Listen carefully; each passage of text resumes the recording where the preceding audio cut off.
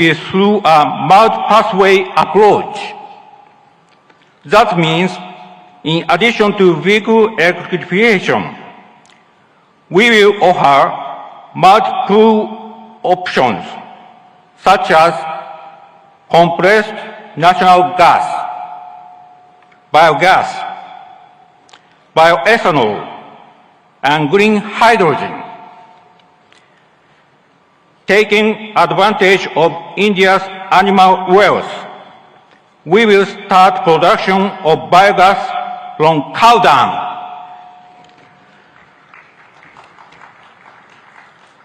Together with National Dairy Development Board and Balance Dairy, Suzuki has already started construction of 4 biogas plants in Gujarat. Suzuki Group will always work to provide a variety of sustainable customer-oriented mobility options. Thank you for your kind attention. Thank you very much, sir. We would like to invite Shri Mukesh Ambani, Chairman, Reliance Industries Limited.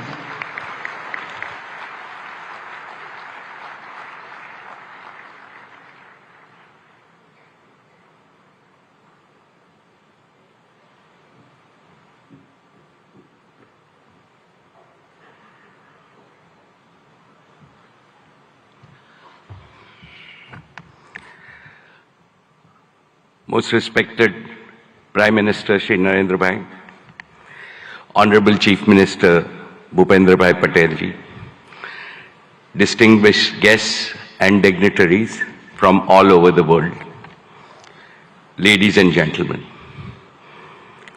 welcome to Gujarat and the 10th Vibrant Gujarat Summit, the most prestigious investor summit in the world today.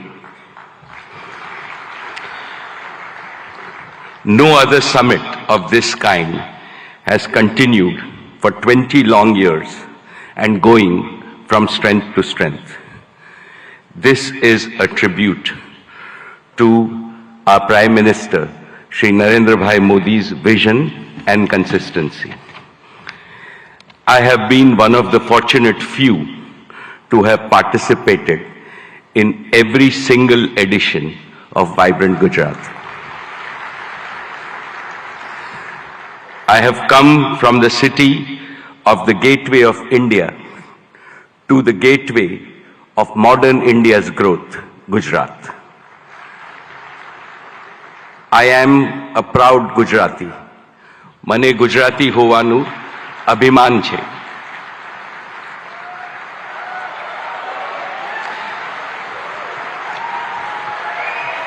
When foreigners think of New India, they think of a new Gujarat, Navu Gujarat. How did this transformation happen?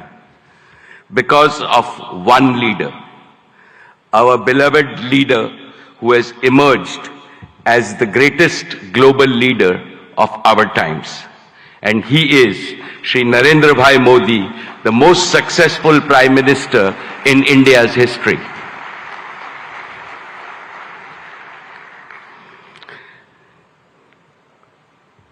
About Narendra Bhai, when you speak, the whole world not only listens but applauds you. My friends abroad ask me, what is the meaning of slogan that millions of Indians are chanting, that Modi hai to mumkin hai.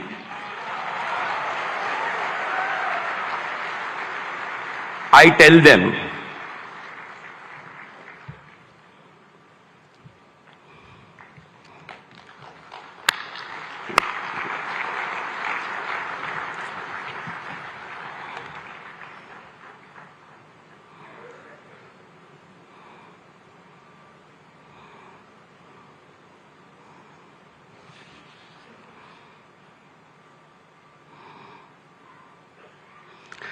most respected Shri Narendra Bhai Modi ji, when you speak, the whole world not only listens, but applauds you.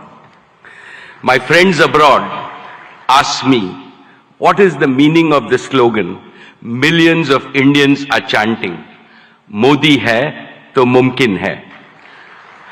I tell them, it means India's Prime Minister makes the impossible possible with his vision, determination, and execution. They agree and they also say, Modi hai to mumkin hai. My esteemed friends, I will never forget what my father, Dhirubhai Ambani, used to tell me in my childhood.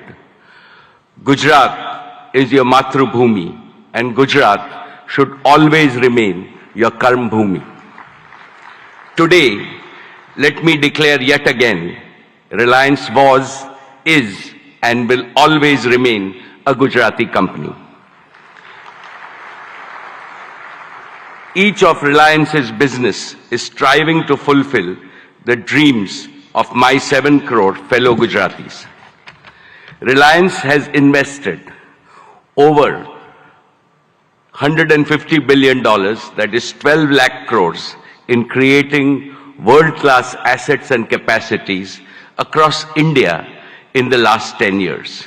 Of this, more than 1/3 has been invested in Gujarat alone.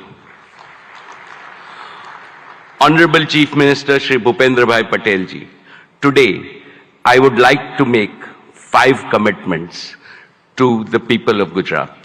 First, Reliance will continue to play a leading role in Gujarat's growth story with significant investments in the next 10 years. Specifically, Reliance will contribute to making Gujarat a global leader in green growth. We will help Gujarat target to meet half of its energy need through renewable energy by the year 2030. For this, we have started building the Dhirubhai Ambani Green Energy Giga Complex over 5,000 acres in Jamnagar.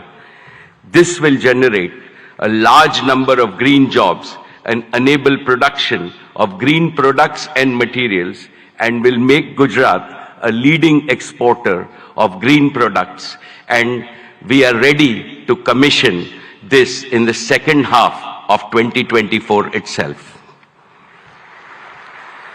Second, Reliance Jio completed the fastest rollout of 5G infrastructure anywhere in the world. Today, Gujarat is fully 5G enabled, something that most of the world does not yet have.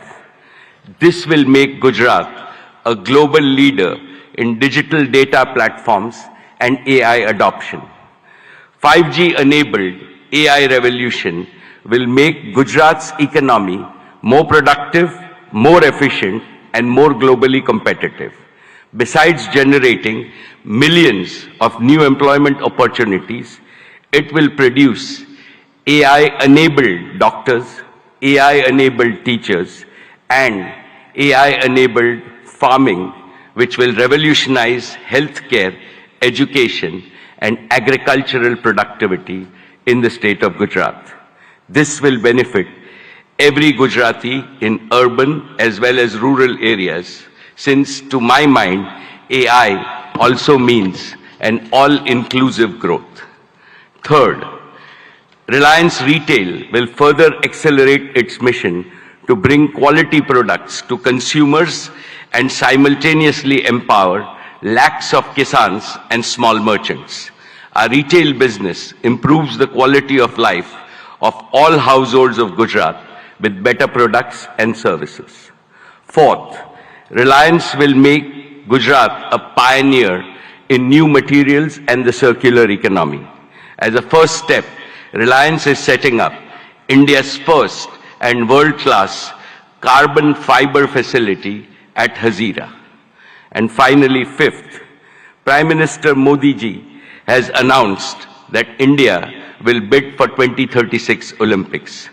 In preparation for that, Reliance and Reliance Foundation will join forces with several other partners in Gujarat to improve education, sports, and skills infrastructure that will nurture the champions of tomorrow in various Olympic sports. Most respected Prime Minister Narendra Modi ji, before I conclude, permit me to articulate a conviction that resides in the heart of everyone in this hall and most Indians. As Chief Minister of Gujarat, you used to say, Bharat ke vikas ke liye Gujarat ka vikas. And that is how you made Gujarat India's growth engine. Now, as Prime Minister of India, your mission is Dunya ke vikas ke liye Bharat ka vikas. You are working on the mantra of global good and make India the world's growth engine. The story of your journey from Gujarat to the global stage in just 2 decades is nothing short of a modern epic. Today, and in today's India, is the best time for young people to enter the economy, to innovate, and to provide ease of living and ease of earning to hundreds of millions of people. The coming generations will indeed be thankful to Prime Minister Modi for being both a nationalist and an internationalist. You have laid a solid foundation for Viksit Bharat, India as a fully developed nation in Amrit Kal. No power on earth can stop India from becoming a $35 trillion economy by 2047. And as I see, Gujarat alone will become a $3 trillion economy. Therefore, I am confident, every Gujarati is confident, and every Indian is confident that the Modi era will take India to new summits of prosperity, progress, and glory. Thank you very much, sir. Jai Gujarat, Jai Jai Garvi Gujarat, Jai Hind. Thank you very much, sir. We would now like to invite Mr. Sanjay Mehrotra, CEO, Micron Technologies USA, to deliver his address.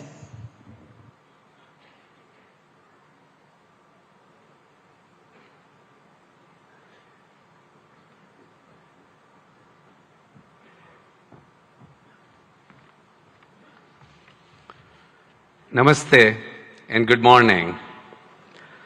I would like to open by thanking Prime Minister Modi ji.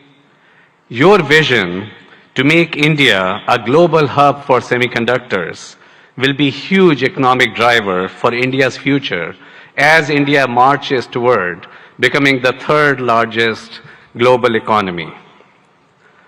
I would also like to recognize the several industry leaders who are going to be speaking here today and have already spoken. It truly is an honor for me to share this stage with you to open this critical forum discussing opportunities for India to accelerate domestic manufacturing as India marches towards a very bright future. There is a tremendous opportunity ahead for India in semiconductors. Vibrant Gujarat will also address the visionary ideas that are critical for India's growth as a semiconductor power. Today, I'm proud to represent Micron. Micron is one of the world's largest semiconductor companies and the leader in memory and storage. Micron's innovations have been at the heart of all computing systems for more than 4 decades. Memory is a key enabler of AI, and Micron is a leading powerhouse in memory. I'm proud that in June we announced plans to build a world-class memory assembly and test facility right here in Gujarat, the first of its kind in India. I'm grateful to the Indian government and all the officials with the great support from Bhupendra Bhai ji and the central government and the state government, all that have been involved in making this investment possible. We have begun phased construction and proud to partner with Tata Projects to build this world-class facility. In fact, I visited this facility just yesterday, and the construction is coming along very nicely. The first phase, 500,000 square feet of planned clean room space, will be operational by early 2025. Hiring has already begun, and we estimate that this project will create 5,000 new direct jobs for Micron here in Sanand, Gujarat, and will also create an additional 15,000 community jobs over the coming years. The combined investment by Micron and the government over the course of both phases could reach up to 2.75 billion US dollars. Government support will help fund the project and facilitate access to essential semiconductor infrastructure and resources, which will drive innovation and enhance local talent development. We see our investment helping initiate a cluster of semiconductor investment, building momentum that will benefit India's manufacturing goals. We are hopeful that our investment will help catalyze other investments in the sector, strengthen India's manufacturing capability, drive innovation, and support broader job creation. In fact, I'm pleased that my good friend Jeffrey Chan, who's going to be speaking here soon, of Simtech, is considering bringing his substrate manufacturing capabilities here to Gujarat in support of Micron's plant here. This is an example of the ecosystem, the cluster that Micron is capable of generating as an anchor semiconductor company here in Gujarat, here in India. We are proud to partner with India to bring advanced semiconductor memory assembly and a greater technology manufacturing ecosystem to Gujarat.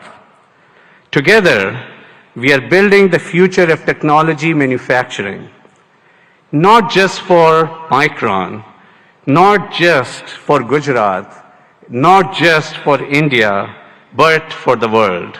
Thank you. Thank you very much, sir. We would now like to invite Shri Gautam Adani, Chairman, Adani Group.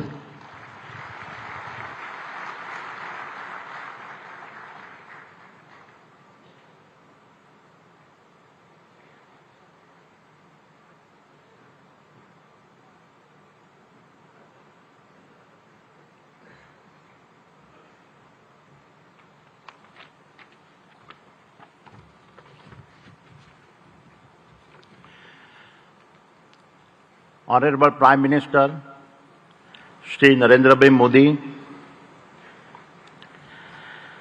distinguished heads of government of our partner countries, His Excellency Governor of Gujarat, Honorable Chief Minister Shri Bhupendra Bhai Patel, distinguished ministers, captains of industries, and my dear friends. Good morning. It is a privilege to address the 10th Vibrant Gujarat Summit. I take immense pride in having been a part of every one of these summits. Honorable Prime Minister, Vibrant Gujarat is a stunning manifestation of your extraordinary vision. It has all your hallmark signatures, merging grand ambition, massive scale, meticulous governance, and a flawless executions. It ignited a nationwide movement as all our states march forward, competing and cooperating to fundamentally remodel India's industrial landscape. The statistics of the past decade are remarkable. Since 2014, India's GDP has grown by 185% and per capita income by a stunning 165%. This achievement is unparalleled, especially considering this decade's geopolitical conflicts and pandemic challenges. Honorable Prime Minister, your achievements on the international stage are equally remarkable. You have taken us from a country seeking a voice on a global platforms to a nation that now creates the global platforms. The Solar Alliance platform, an initiative you conceptualized, and your leadership at the G20 platform set a benchmark for a more inclusive world order. Adding the Global South to the G20 is a defining moment in our modern history. Honorable Prime Minister, you don't just predict the future, you shape it. You have reoriented India to become the world's fastest growing nation and position her as the global social champion driven by the two philosophies of Vasudev Kutumbakam and a Vishwaguru. And the best is yet to come. With your foresight in harnessing India's youth to build a Viksit Bharat and make India a fully developed nation by 2047, you have ensured that the India of today is poised to shape the global future of tomorrow. Honorable Chief Minister, at the previous summit, I announced our investment of over rupees 55,000 crores by 2025. We have already surpassed rupees 50,000 crore across the various sectors I had promised and have vastly exceeded our target of 25,000 direct and indirect jobs. Today, I commit to further investments. We are constructing the world's largest green energy park in Khavda district, Kutch, generating 30 gigawatt of our renewable energy over 725 square kilometer. Even visible is from space. We are expanding the green supply chain for an Atmanirbhar Bharat and creating the largest integrated renewable energy ecosystems. This includes solar panels, wind turbines, hydrogen electrolyzers, green ammonia, PVC, and expansion in copper and cement projects.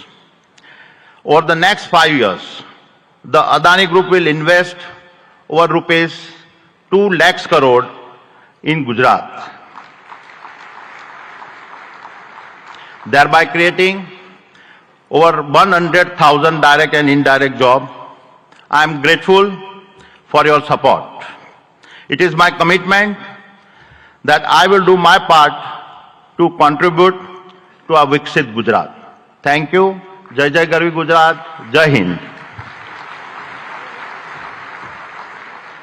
Thank you very much, sir. We would now like to invite Mr. Jeffrey Chen, Global CEO, Simtech, South Korea.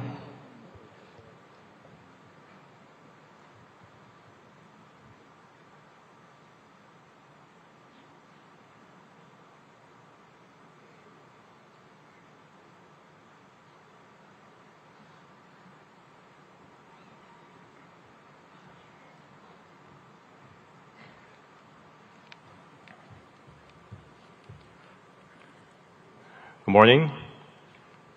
Thank you, Honorable Prime Minister, Head of State, Government, Union and State Ministers, senior officials of Government of India, and the State Government of Gujarat for hosting Vibrant Gujarat Global Summit 2024. It is my great honor to participate in this event and given the opportunity to interact with global and national industry leaders and other distinguished guests. As a supply chain partner for the semiconductor assembly and test industry, we, SIMTech, provide the best-in-class semiconductor packaging, IC substrates, and high-density interconnect printed circuit boards to our industry-leading customers. We are very excited to share our own angle to the India project as a co-location investment. Following our major customer, Micron's project in the state of Gujarat. I would like to emphasize that this is not our first time supporting our key customers' supply chain network with co-location investment. We have already done our project with Micron in China more than 10 years ago. We have recently executed another project in Malaysia together. Through these projects, we have proven to the market that co-location investment really boosted the growth of a semiconductor ecosystem in the region, and that it also helped our business to settle in the initial stage of the investment, which would not have been possible without the support of the next-door neighbor like Micron. Vibrant Gujarat Global Summit 2024 showcases the global movement of creating a new supply chain network in a fast-growing nation like India.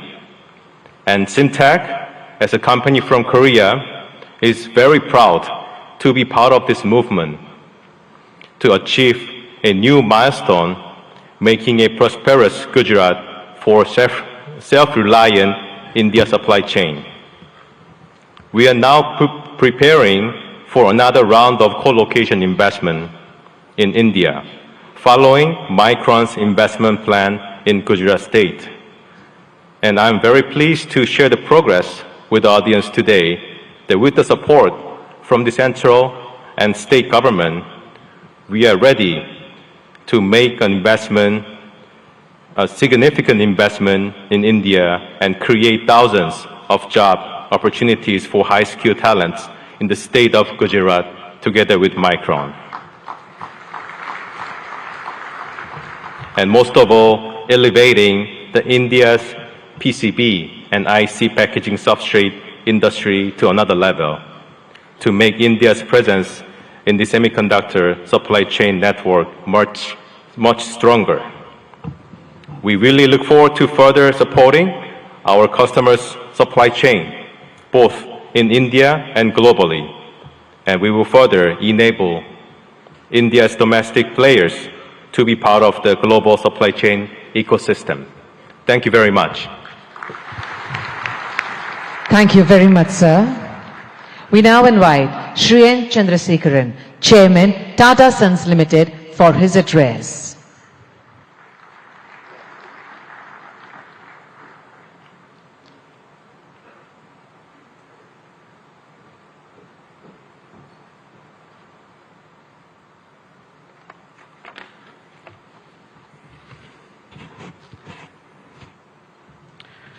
Honorable Prime Minister Shri Narendra Modi ji, Honorable Chief Minister Shri Bhupendra Bhai Patel ji, Governor of Gujarat, distinguished heads of states, ministers, ladies and gentlemen. It's truly a great privilege and honor to attend and share a few thoughts on the 10th edition of Vibrant Gujarat Global Summit. The steady and spectacular progress of Gujarat consistently over such a long period of time clearly demonstrates the visionary leadership and the mindset of our Honorable Prime Minister Narendra Modi ji. Thank you, sir, for your leadership to Gujarat and to the whole country and to all of us. The impact of economic development has also resulted in tremendous social development. Gujarat clearly has established itself as the gateway to the future. For the Tata Group, Gujarat is a very special place. The Tata Group's origins started in Navsari, the birthplace of our founder Jamshedji Tata. The Tata Group started its presence here in 1939 with Tata Chemicals, 85 years ago. Today, 21 of our Tata Group companies have a very strong presence, from Tata Power, Tata Motors, Tata Consultancy, our defense company Advanced Systems, Hotel, Tata Steel, and all our retail companies, and Air India, and many other companies. The group employs over 50,000 people in the state of Gujarat. Recently, we have made significant commitments to expand our presence in the state of Gujarat. Sanand is becoming home for all our electric vehicles technology. We expanded the footprint in Sanand with additional capacity so that we can meet the growing demands of the electric vehicles. We concluded and are about to launch the building of a huge gigafactory for 20 gigawatts of lithium-ion batteries in Sanand. The project should start construction in the next couple of months. Then we also are building the C-295 defense aircrafts, initially in Vadodara and then in Dholera, and that work is going on full swing. The Tata Group has also made a commitment and is on the verge of concluding and announcing a huge semiconductor fab in Dholera. And we are about to complete these negotiations and start in 2024. In addition to that, the Tata Group is also building, in partnership with the Government of India and Gujarat government, an Indian Institute of Skills Institute, which will be constructed over 3.2 lakh square feet and should be fully operational and will train more than 25,000 professionals every year, primarily in advanced manufacturing, electric vehicles, advanced electronics, and then hospitality. And the project's first phase will be launched in March 2024. In all, we see Gujarat as a very, very important destination, not only for business growth, but for the future advanced technology industries that India is looking to grow at.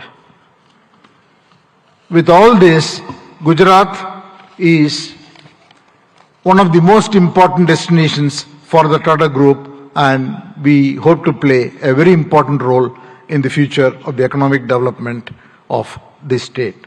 Thank you once again, Honorable Chief Minister, for inviting me, and thank you, Prime Minister, for your leadership. Thank you very much, sir. We now invite Mr. Sultan Ahmed bin Sulayem, Chairman, DP World, UAE, for his address.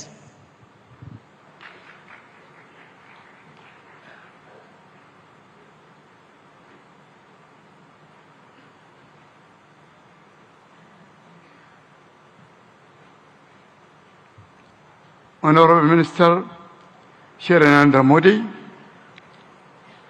Honorable Chief Minister of Gujarat Shri Bhupendra Patel, dignitaries of Government of India, UAE and partner countries. Distinguished guests, good morning. It's a great honor and a privilege to address the inaugural session of the 10th edition of the Vibrant Gujarat Global Summit. It is heartening to see Honorable Prime Minister Modi's vision of Vibrant Gujarat became a reality. I would like to congratulate and thank the Government of Gujarat, led by Honorable Chief Minister Bhupendra Patel, for organizing this summit and inviting me. The 10th edition of the Vibrant Gujarat Summit truly showcases its exponential rise as India's premier business forum, guiding the nation to Honorable Prime Minister's vision of Viksit Bharat 2047. Gujarat also have been a pioneer in developing and promoting various industrial clusters and states, such as the Gujarat International Finance Tech City, the Dholera Special Investment Region, and the Gujarat Maritime Cluster, truly acting as the gateway to the future. Gujarat has a special place within the strong bilateral ties between UAE and India. The UAE is one of the biggest overseas investors in Gujarat, having invested more than $2.4 billion since 2017. And these strong connections have seen Gujarat export more than $7 billion worth of goods to UAE in the last year.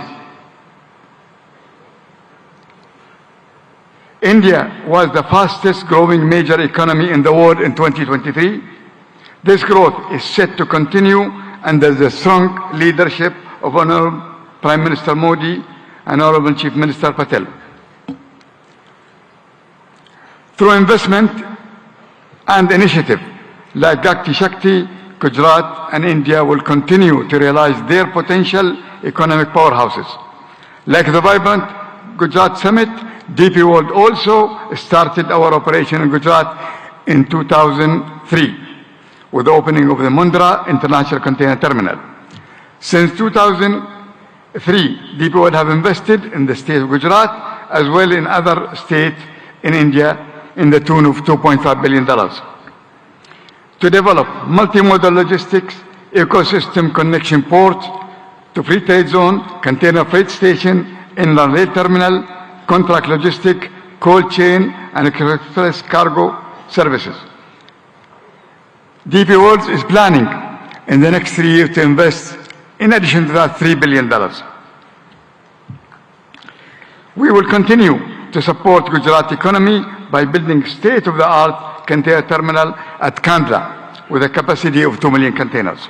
Looking ahead, we foresee deeper trade, employment, and cultural collaboration between India and UAE.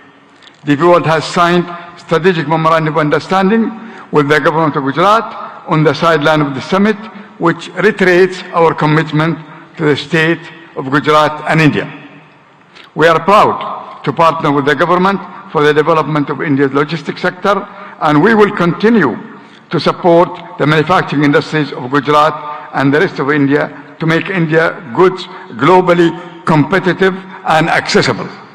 I am grateful to the government of Gujarat and to the organizer for inviting me to this summit, and I am certain that the 10th edition of Vibrant Gujarat will set new benchmarks for success for years to come. Thank you very much. Thank you very much, sir. We now invite Mr. Shankar Trivedi, Senior Vice President, Nvidia Global Field Operations, for his address.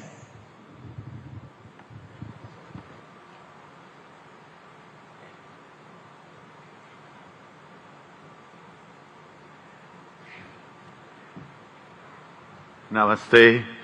Good morning, Honorable Prime Minister Narendra Modi ji, Honorable Chief Minister Bhupendra Bhai Patel ji, distinguished heads of state and leaders of government, and captains of industry, ladies and gentlemen, ane bhaiyo ane behno. It's such a pleasure and honor to be part of so many giant captains of industry here as a humble Ahmedabadi boy who started many years ago, went to IIT Delhi, and now I have the privilege of representing Nvidia at this summit.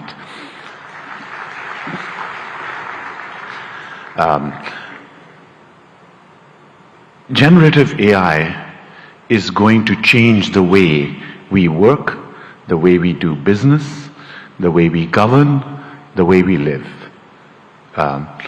Just like the internet starting 30 years ago and the mobile revolution starting 25 years ago, the generative AI revolution will also do the same. Generative AI is going to affect all of you.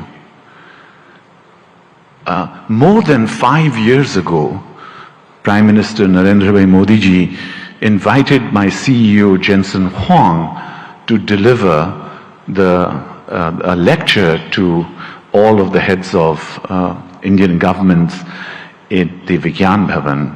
It is the first time that a global leader actually talked about implementing of AI.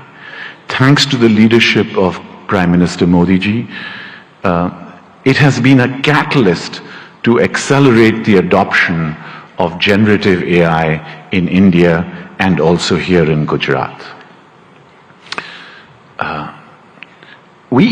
Today, I want to give you 3 specific things that Nvidia has actioned over the last few months.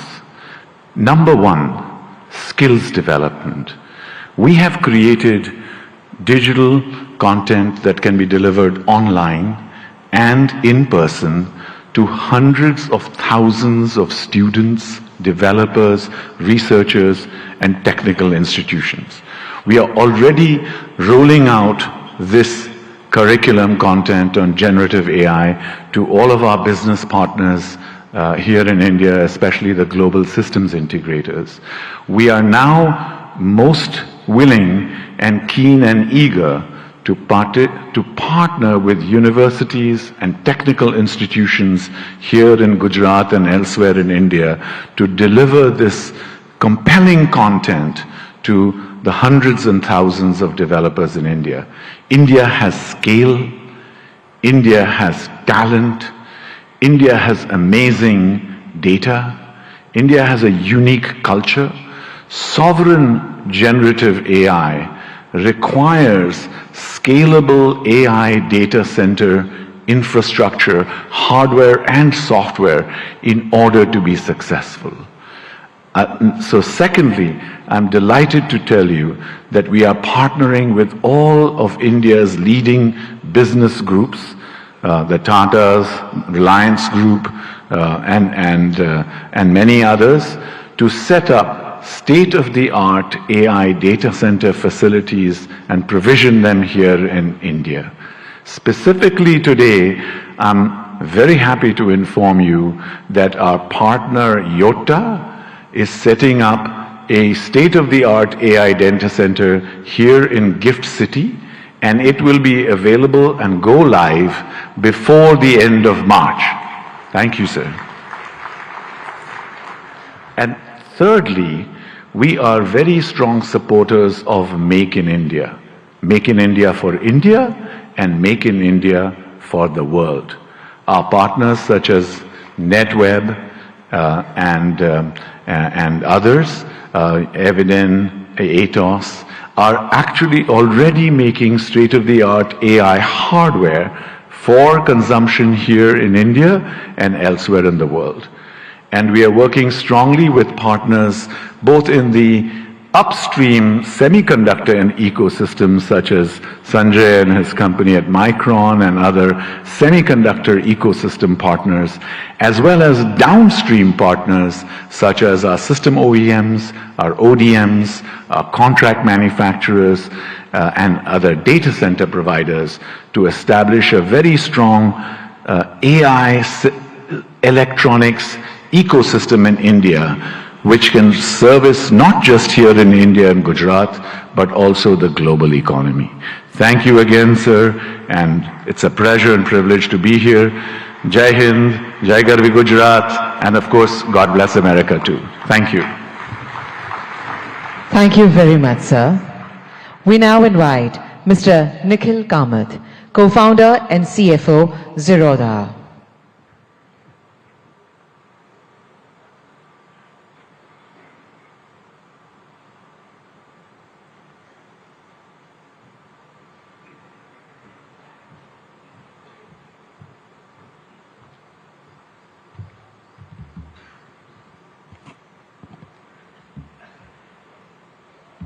I only have 3 minutes today, so I won't waste too much time by talking about me or setting context. Picture a 17-year-old boy, a school dropout in Bangalore from 20 years ago, not particularly smart, not too educated, and no capital at hand. Bangalore from 20 years ago was a lot quieter, greener, without the vibrance that one might associate with Bangalore today. The fact that I'm able to stand here today in front of all of you, people I have idolized for so long, that opportunity to me has been incredible, and that to me is the India story. I often hear people talking about what India could be 10 years from now, what needs to change, or the fact that we will arrive in 10 years, in 5 years, or a certain period of time from today.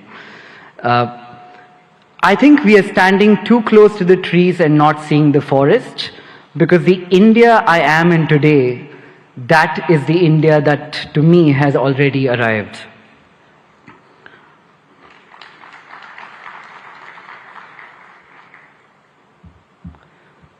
The opportunities the country threw to a 17-year-old boy, again with no education, no capital, or exceptionally smart, this, in my view, has not happened forever. The last 10 years have been incredible, and I'm not the only exception here in India. There are many other exceptions like me. We all hang out. We call this the startup ecosystem of India.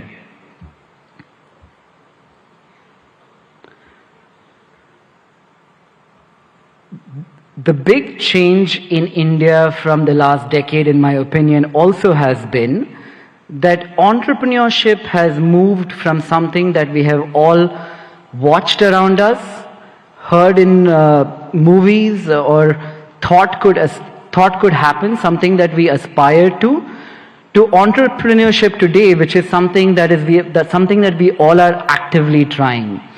You could take an example of this being a housewife watching Shark Tank, a small-time shoe salesman selling online on Flipkart. These are not stories that existed 10 years ago. To that one man in the audience here today, who in my opinion has facilitated this stable ecosystem for people like me to thrive, and millions of other who we call the youth of India to thrive, I would like to say thank you, Modi ji, for having created this ecosystem for all of us.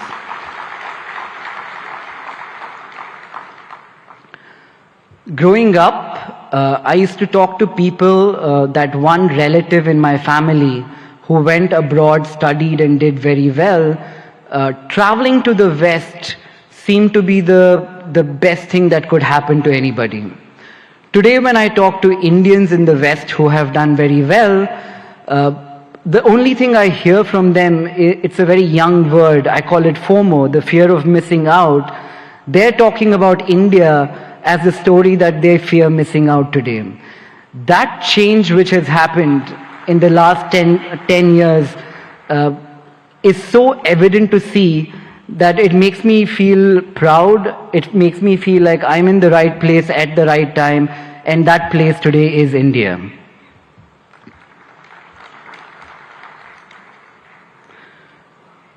I often ask people, if their life was a book, what would they call the current chapter? It's a good question for all of us to ask ourselves. When I look at India and I ask myself, what would be this chapter in the book of India, the first word that came up in my mind was arrived. And finally, as I stand here in a room full of politicians, diplomats, dignitaries, mentors, I don't look upon this ecosystem as potential, as the way I'm looking at this today is we're all potential partners in a story that could change the global economic landscape today, and that story is India. And to all the foreign investors here, India is seemingly looking like the coolest party in town. I think what you need to be aware of is if you arrive too late, you might not get in. So I'd like to thank everybody, thank Modi ji for this opportunity. Thank you, everyone. Thank you very much, sir. Today we have with us dignitaries from a number of countries. We would like to invite them to share their thoughts with us today. We would like to invite His Excellency Mr. Shin Hosaka, Vice Minister for International Affairs, Japan.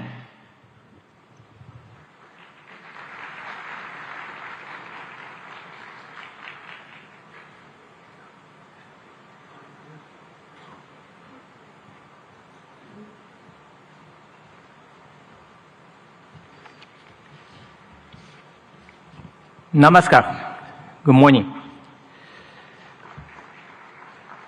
Honorable Prime Minister Narendra Modi, Honorable Chief Minister of Gujarat, Bhupendra Patel, distinguished guests, all the delegates in attendance, my name is Shin Hosaka, Vice Minister for International Affairs of the Ministry of Economy, Trade and Industry of Japan, or METI for short. First of all, on behalf of the Japanese government, I'd like to express our gratitude to Prime Minister Modi for the letter to our Prime Minister Kishida expressing his condolences regarding the large earthquake January 1st in the Noto region in Japan. Thank you very much. Well, thank you for graciously inviting me to Vibrant Gujarat 2024. It's a great honor to have a speech in this Sunday event.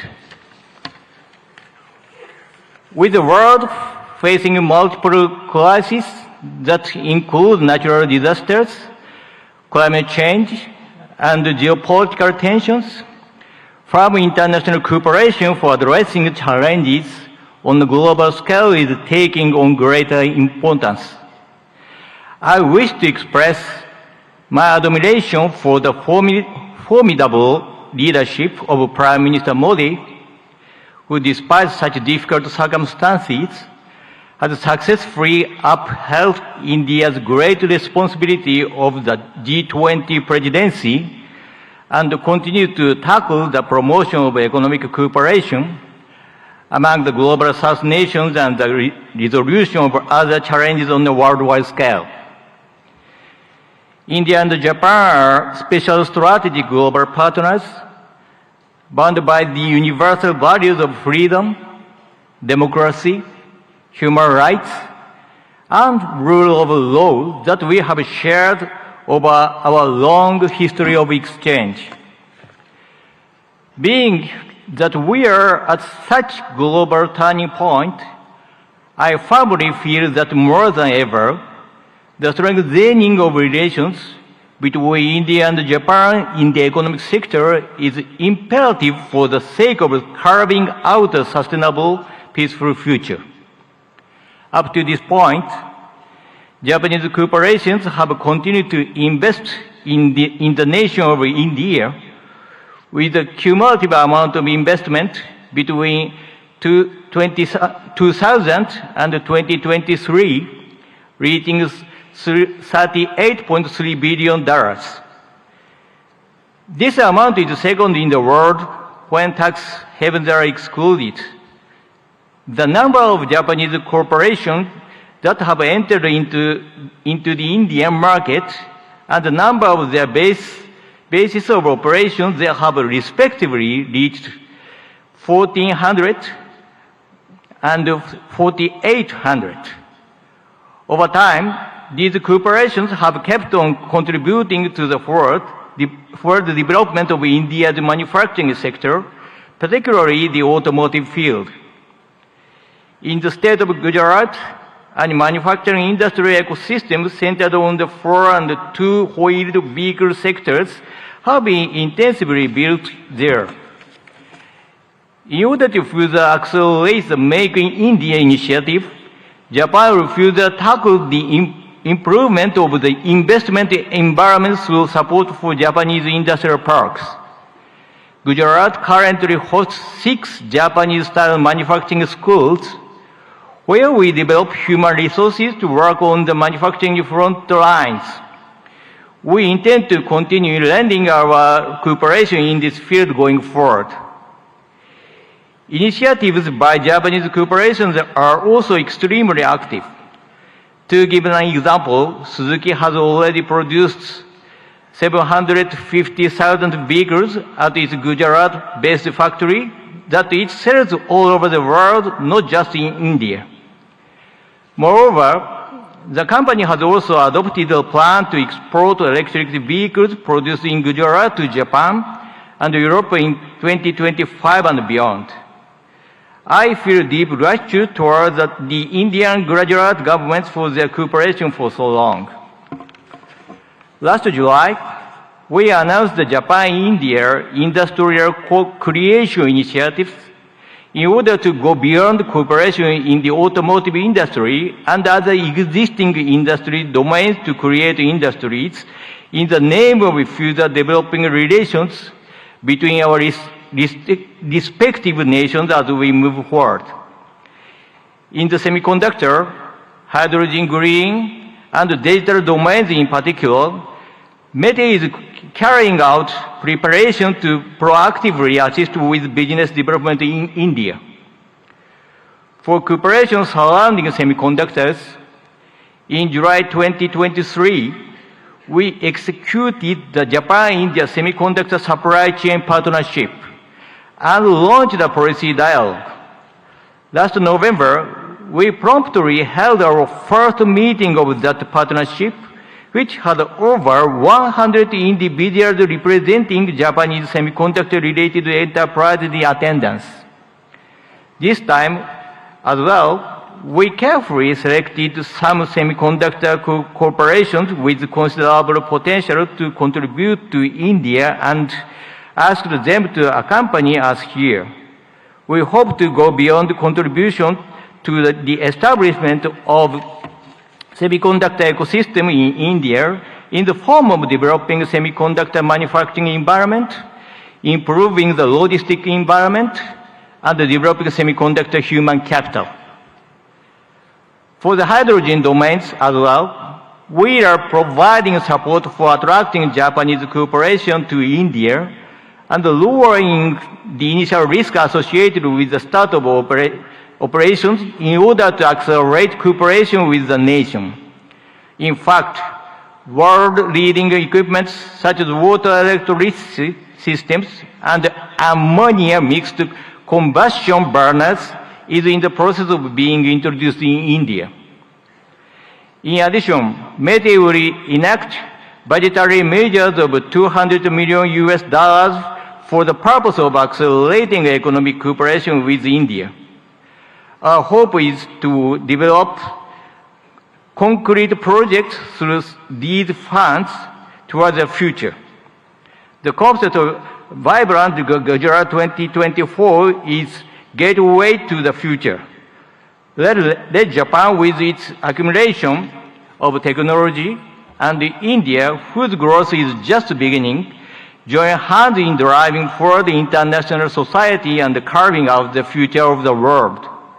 I will close my speech with the pledge of cooperation as a representative of Japan, India's best friend. Thank you for being such an attentive audience. Thank you very much. Thank you very much, sir. We now invite His Excellency Mr. Ibrahim Yusuf Al Mubarak, Assistant Minister of Investment, Kingdom of Saudi Arabia, for his address.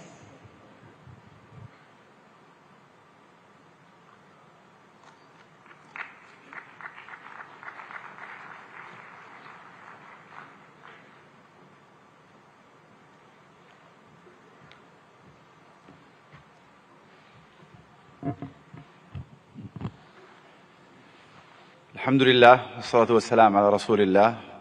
دولة رئيس الوزراء ناريندرا مودي، معالي رئيس الوزراء باتيل رئيس وزراء ولاية جوجرات، أصحاب الفخامة والسمو والمعالي الحضور الكرام، السلام عليكم ورحمة الله وبركاته.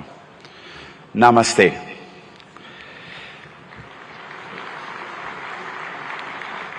يشرفني الانضمام إليكم هنا في ولاية جوجرات، والتي تجمع اليوم قادة حكومات وقطاع الأعمال والاستثمار من جميع أنحاء العالم، وأنقل لكم تحيات مولاي خادم الحرمين الشريفين الملك سلمان بن عبد العزيز آل سعود، وسمو سيدي ولي العهد ورئيس مجلس الوزراء الأمير محمد بن سلمان إلى حكومة الهند بقيادة دولة الرئيس مودي، لاستضافتها لهذه النسخة العاشرة من قمة جوجرات العالمية النابضة بالحياة. اسمحوا لنا بداية أن نشيد برحلة الهند الاقتصادية المبهرة، والتي وصلت بالهند إلى المرتبة الخامسة على مستوى العالم من حيث الاقتصاد والاستثمار الأجنبي المباشر. كما نهنئكم على رئاستكم الناجحة لمجموعة العشرين كصوت للاقتصادات الناشئة، وهو مما يهمنا بالتأكيد كعضو في مجموعة العشرين، إضافة إلى أننا نفخر بانضمامنا إلى البريكس في هذا العام. منذ أن انطلقت رؤية المملكة 2030 قبل ما يقارب 8 سنوات، ارتفع ناتجنا المحلي بنسبة 66%، وتضاعف استثمارنا الأجنبي المباشر 4 مرات، ونحن على بعد نقطة واحدة فقط من هدفنا المتمثل أن تصبح المملكة العربية السعودية أحد أكبر 15 اقتصادا في العالم بنهاية هذا العقد بإذن الله.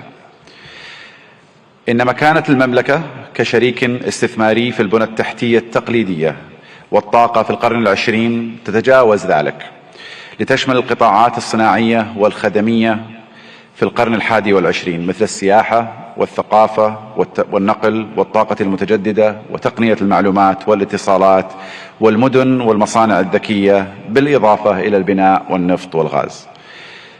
إضافة إلى أن أصول صندوق الاستثمارات العامة السعودي تجاوزت 700 مليار ريال، كما يحتل سوق الأسهم في المملكة المرتبة التاسعة عالميا، بعد أن صعد من المرتبة 25 في عام 2016، وقد بلغت الشركات المدرجة في السوق السعودي أكثر من 200 شركة، ويشاركنا اليوم مجموعة من هذه الشركات.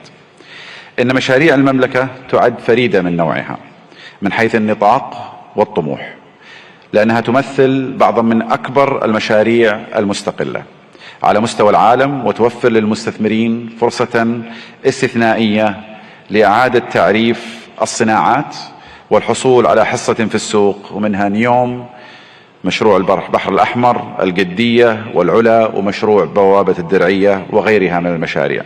وخلال هذه القمة ستتاح لكم الفرصة لمعرفة المزيد مباشرة من الأشخاص الذين صمموا هذه المشاريع وقادوها منذ البدايات.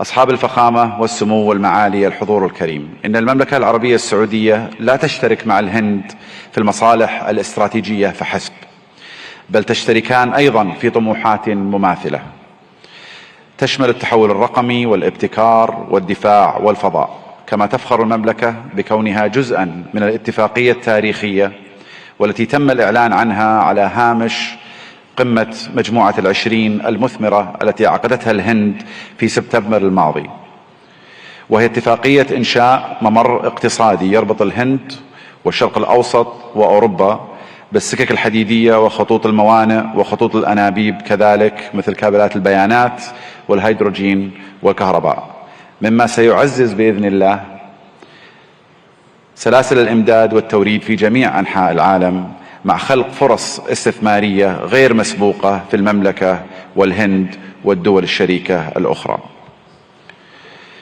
في الختام أشكر مضيفين الكرام جميعا على استضافتنا، ونسأل الله لهذه القمة التوفيق والنجاح وأشكركم جميعا على اهتمامكم وحسن حسن الاستماع. شكرا جزيلا والسلام عليكم ورحمة الله وبركاته. Thank you very much, sir. We now invite Lord Tariq Ahmed, Minister of State, Middle East, North Africa, South Asia, United Nations and the Commonwealth, UK, for his address.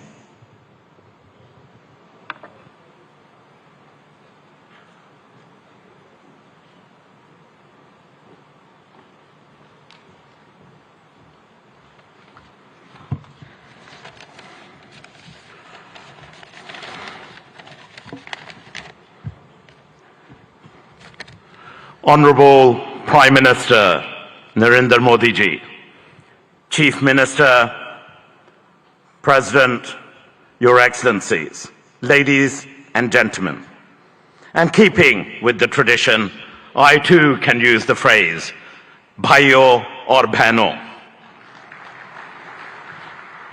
Britani Sarkar ki taraf se, Bharati Sarkar ko namaskar और बहुत बहुत बधाई हो। मुझे बड़ी खुशी है कि आज ब्रितानी का सरकार का नुमाइंदा एक ऐसा इंसान है जिसका हिंदुस्तान से एक गहरा ताल्लुक है। Prime Minister Modi ji, you defined the living bridge between our United Kingdom and India, and therefore it is appropriate that I also extend the greetings of my Prime Minister, Rishi Sunak, indeed the son-in-law of Bharat, the son-in-law of India. And on this occasion of the 10th Vibrant Gujarat, it's my honor to represent the British government on this auspicious occasion.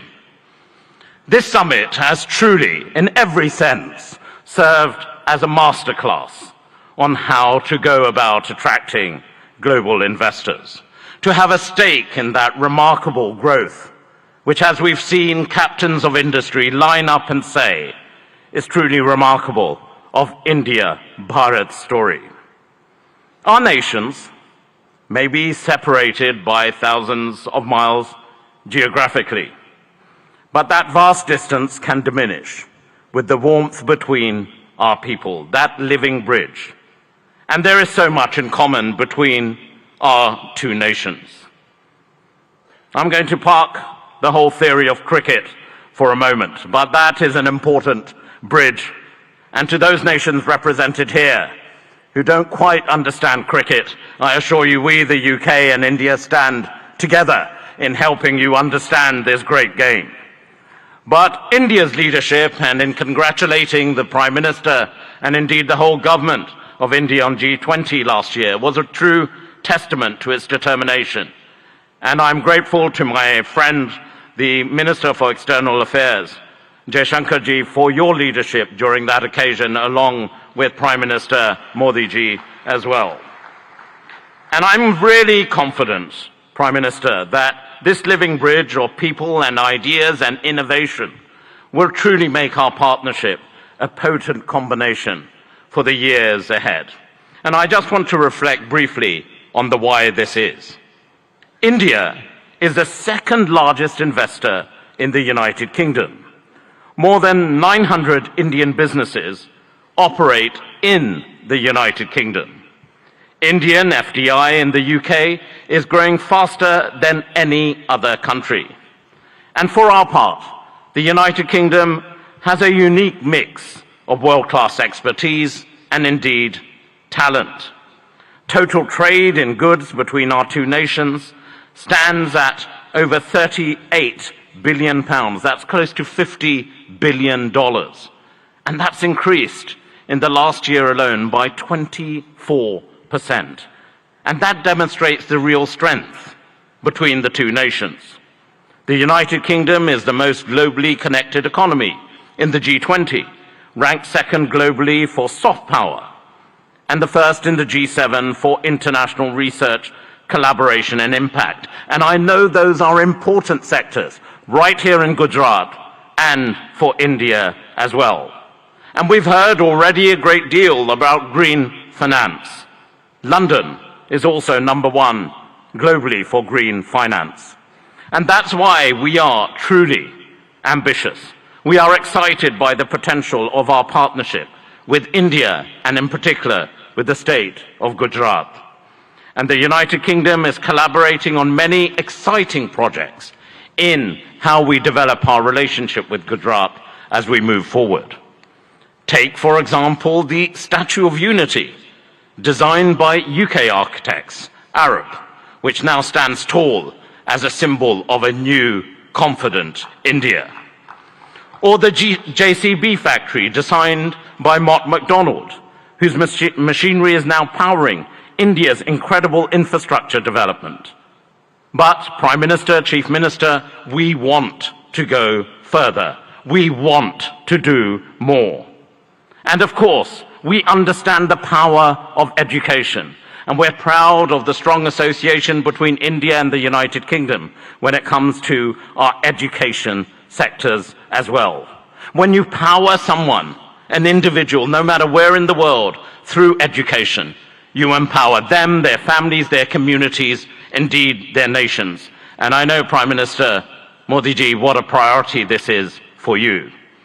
And it is also live right now. We have just signed a MOU to enable closer collaboration between our higher education institutions. We want to go further in the areas of the creative economy, nurturing artists and boosting cultural exchange. Be in no doubt, business links will continue to grow, creating jobs and prosperity, whether it's from here in Ahmedabad to Aberdeen in Scotland in the United Kingdom. Our old friendship is blossoming into a new partnership. Bharat और ब्रितानी एक बहुत गहरी दोस्ती है, एक जिंदा संबंध है. It is a true friendship, a lasting friendship, a deep friendship, and a binding friendship and partnership for today and the future. हमारी तरफ से आपको चीफ मिनिस्टर साहिब, गुजरात इस मौके पे आपका हम बहुत धन्यवाद करते हैं. Thank you so much. बहुत बहुत धन्यवाद. Namaskar. Thank you very much, sir. We now invite His Excellency Mr. Vahan Karobian, Minister of Economy, Armenia.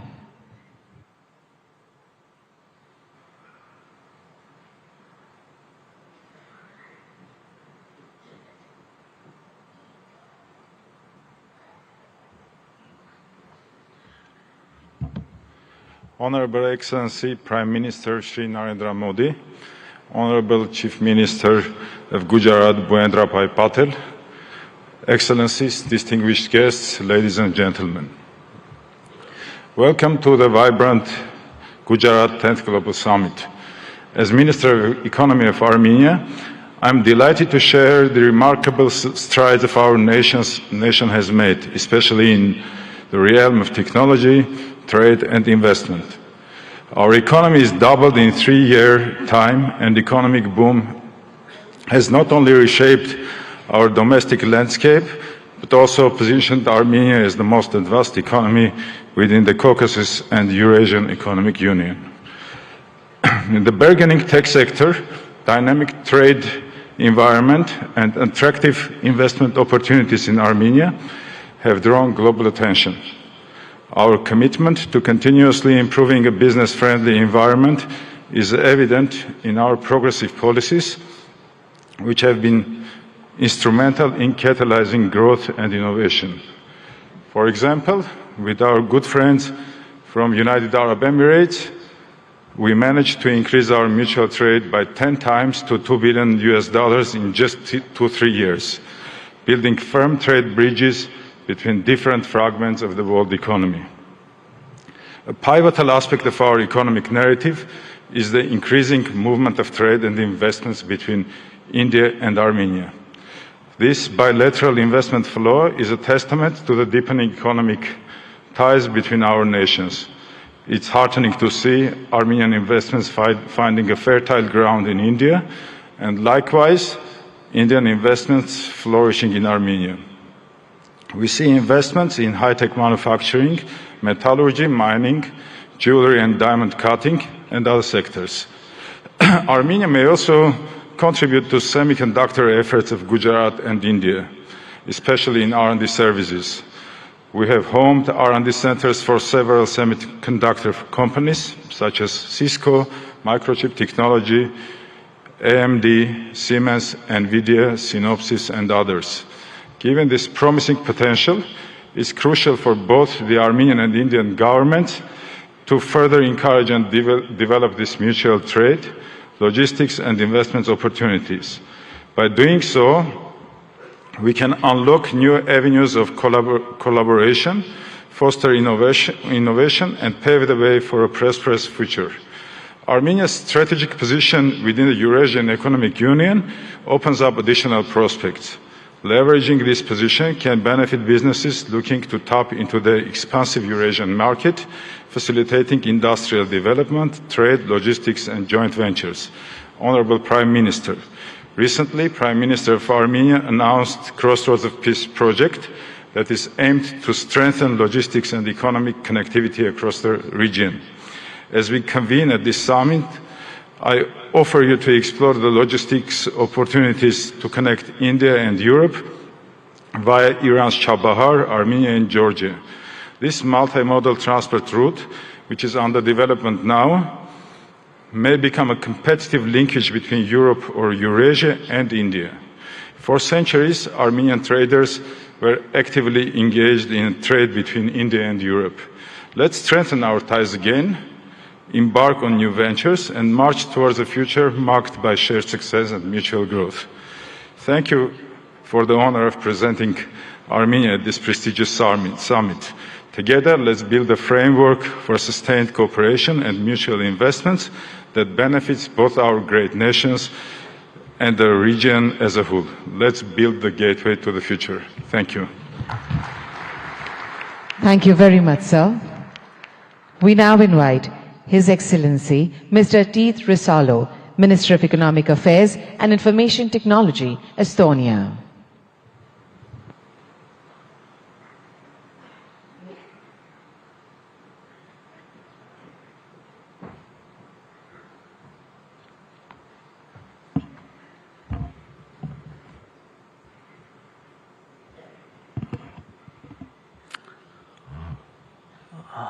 Prime Minister, Chief Minister, Excellencies, ladies and gentlemen, dear friends, Namaste, or Tere hommikust, as we say in Estonia. I believe India is a spiritual country where people believe still in miracles. And let me present you one straight away. It's me, standing here, representing the Republic of Estonia, free and independent country with a population of 1.4 million. Archaeology tells us that Estonians have been living in the same place for 5,000 years. But from the written history of 1,000+ years, we have been independent only 50. Despite that, we have maintained a unique culture and a full-blown, unique language and a full-blown culture. We regained our independence only 30 years ago. We started from zero. We had devastated economy, zero capital, and no major natural resources. For now, we are widely recognized as first and one of the most advanced digital societies. Estonia is a global leader in harnessing the power of technology for its citizens. But the truth is, miracles just don't happen. You have to work hard to arouse them. And that's why we are here, to work together with nations and regions who share the same values: democracy, rule of law, market economy, drive forward. India certainly has an instrumental role to play that those values prevail globally. You have proved it repeatedly, most recently with the excellent execution of the G20 presidency. Thank you again, Prime Minister Modi, for the leadership. Estonia is ready to work with you and offer our best knowledge on digital public goods, on e-governance, cybersecurity, green tech, educational technology, and personal medicine. And we know India grows when the states grow. So we're happy to work on all this with Gujarat, because Gujarat means growth. And then, if we work hard, we know the reward. In the end, the truth alone trumps. Thank you. Hope for a good cooperation. Thank you very much, sir. We now invite His Excellency Mr. Riyad Mazzour, Honorable Minister of Industry and Commerce, Morocco, for his address.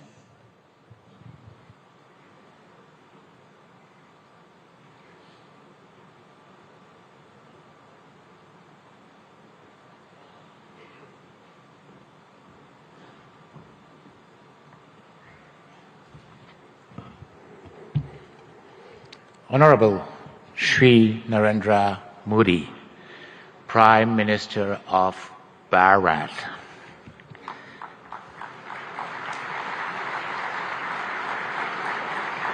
Honorable Chief Minister of Gujarat, Shri Bhavendra Patel. Honorable Head of States, Chief of Governments, Ministers, Excellencies, ladies and gentlemen, it's my honor and distinct privilege to address this esteemed Assembly at the 10th Vibrant Gujarat Global Summit, representing the Kingdom of Morocco. I'm deeply grateful for your gracious invitation extended to by the government of Bharat. This marks a significant milestone as Morocco proudly participate as a partner country for the second time in this globally acclaimed summit. This summit, an initiative that we owe you, Prime Minister Modi, that we owe to your leadership, stands as a beacon of opportunity, not only in fostering business projects, but also in fortifying the enduring bonds of cooperation and friendship that so splendidly unites Morocco and Bharat. The historical visit of our beloved King Mohammed VI to Bharat in 2015 and his meeting with you, Prime Minister, Honorable Prime Minister Modi, marked a new era in the cooperation between my country and Bharat, raising the level of bilateral relation to a strategic partnership. Even our beloved king at that time expressed his admiration for the Indian model, which has succeeded in emerging as one of the largest world economy.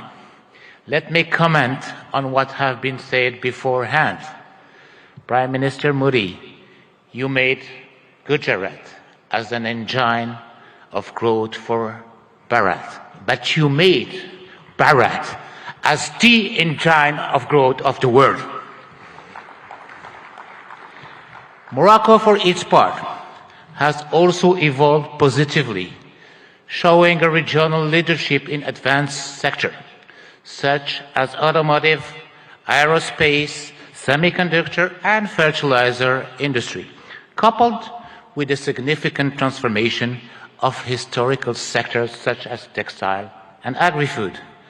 All sectors have been performing remarkably well despite successive crises, which confirm the undeniable success of the industry policy of Morocco, Gujarat, and Bharat. Since then, our two governments have worked tirelessly to achieve the objectives set. Today, there are almost 50 agreements and MOUs signed in various sectors. Today, there are also 45 Indian companies established in Morocco, while there were only 13 in 2015.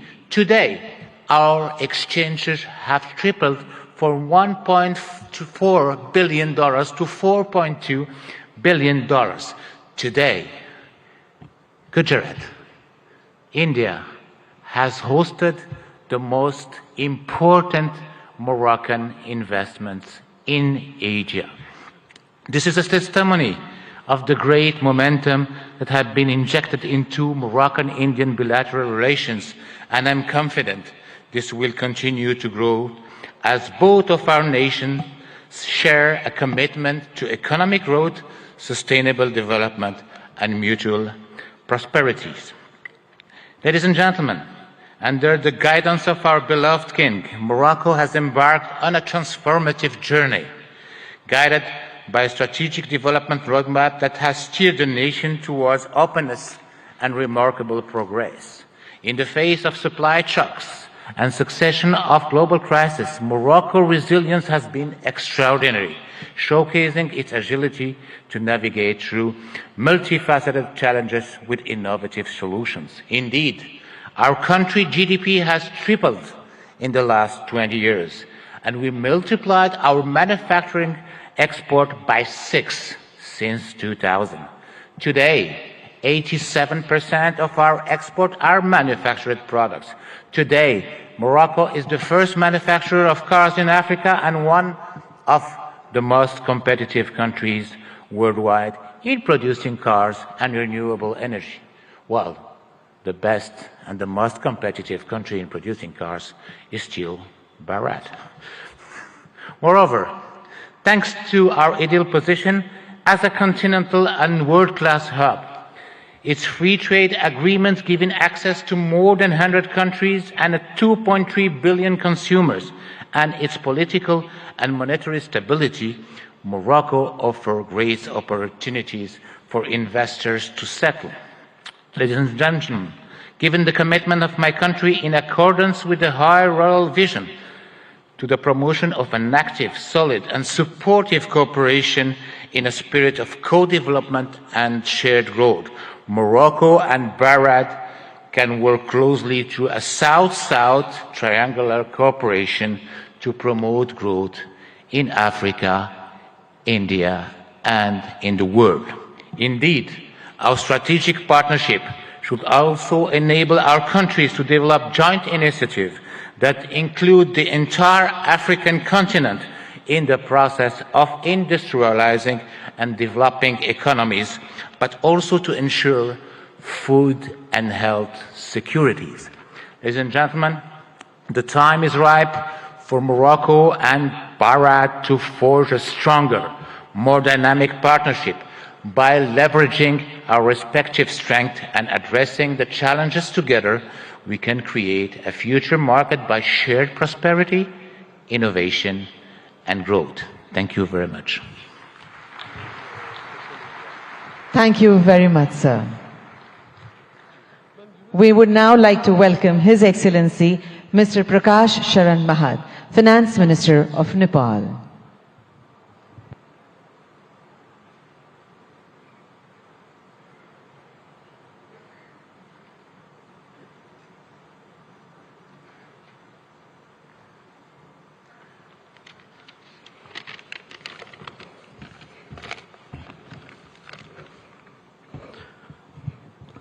Right Honorable Prime Minister Sri Narendra Modi ji, Honorable Chief Minister of Gujarat Sri Bhupendra Bhai Patel ji, distinguished participants, ladies and gentlemen, warm greetings from Nepal. Namaskar, Namaste.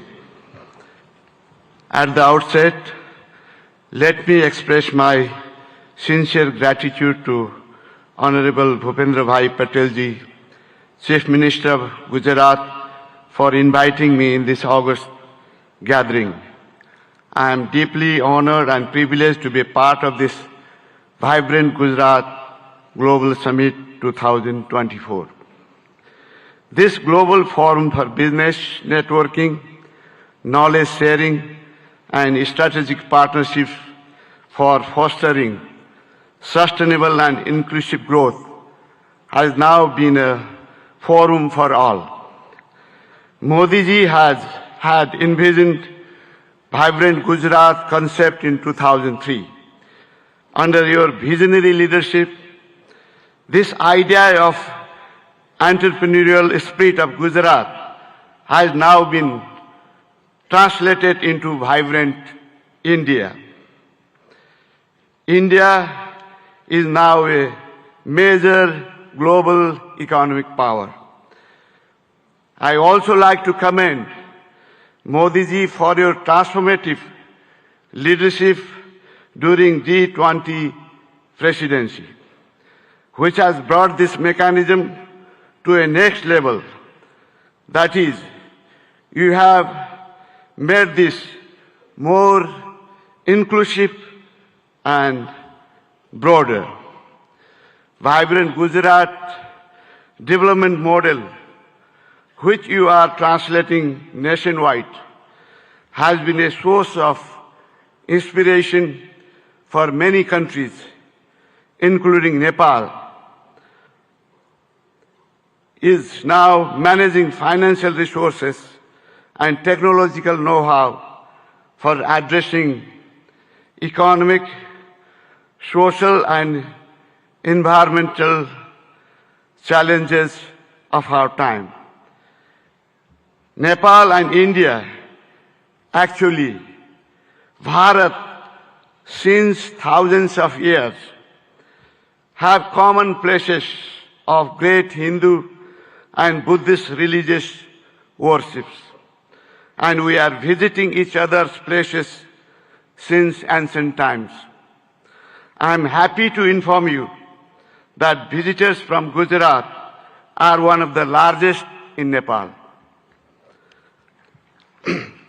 I still have fresh memory of Modi ji's statement delivered in our parliament in 2014, particularly your emphasis on HIT, that is highways, information ways, and transmission ways.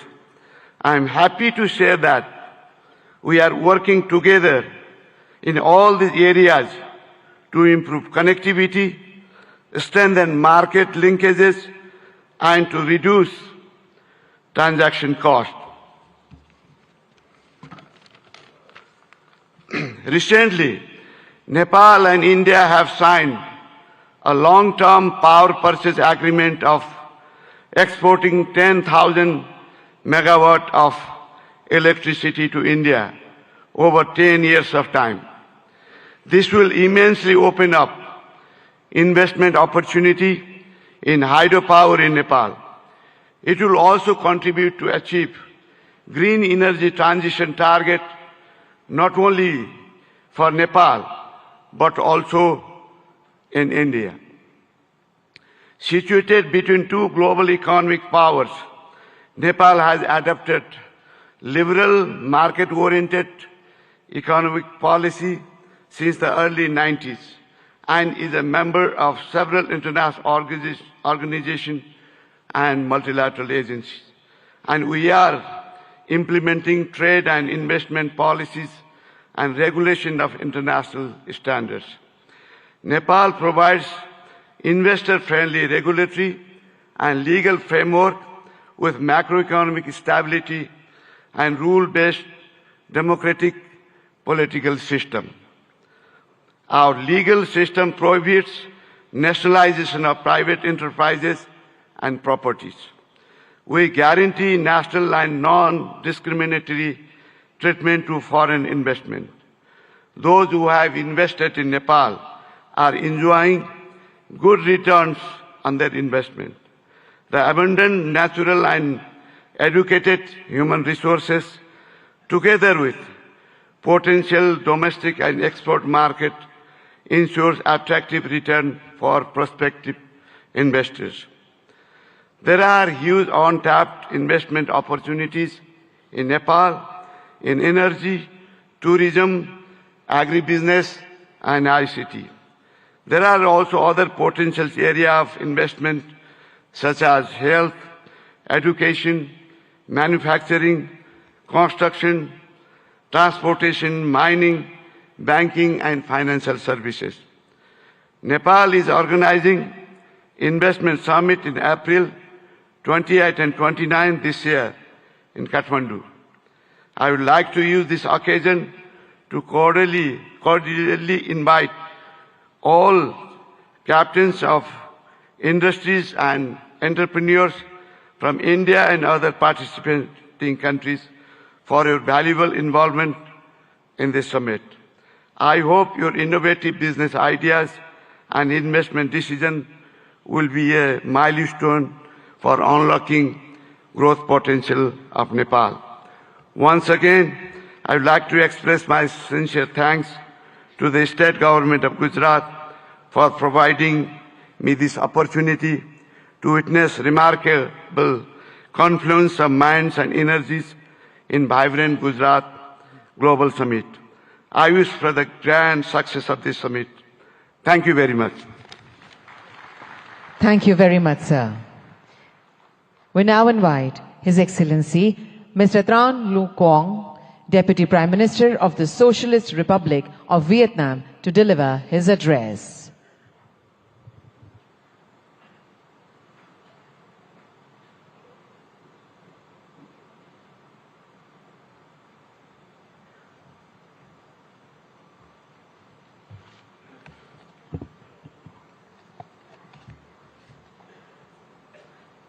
Thưa Ngài Narendra Modi, Thủ tướng nước Cộng hòa Ấn Độ, thưa Ngài Thủ tướng bang Gujarat, thưa các vị nguyên thủ quốc gia, người đứng đầu chính phủ các nước, thưa toàn thể quý vị.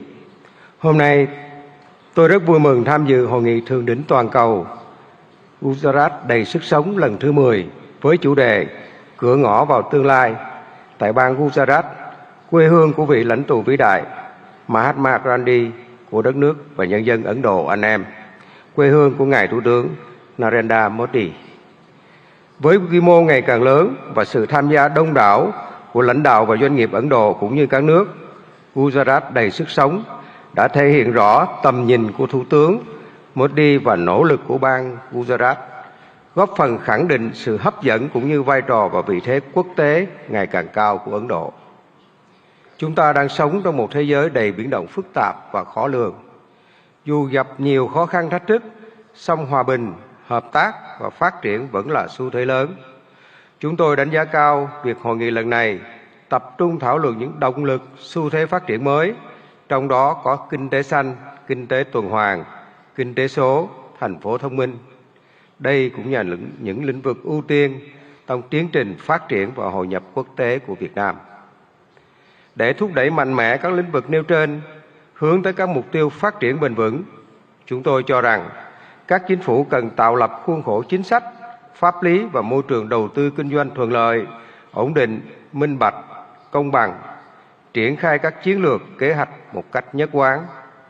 Nguồn vốn từ đầu tư công của chính phủ cần đóng vai trò dẫn dắt, đồng thời khuyến khích mạnh mẽ và thu hút hiệu quả các nguồn lực của khu vực tư nhân và đầu tư nước ngoài.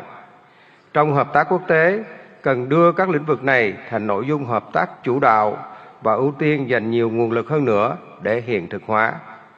Các nước phát triển cần tăng cường hỗ trợ các nước đang phát triển về vốn, chuyển giao công nghệ, kỹ thuật, quản trị hiện đại, đào tạo nguồn nhân lực. Là nền kinh tế phát triển nhanh và năng động, có quy mô lớn thứ 5 thế giới, Ấn Độ hoàn toàn có thể và đang ngày càng phát huy tốt hơn nữa vai trò dẫn dắt trong tiến trình này.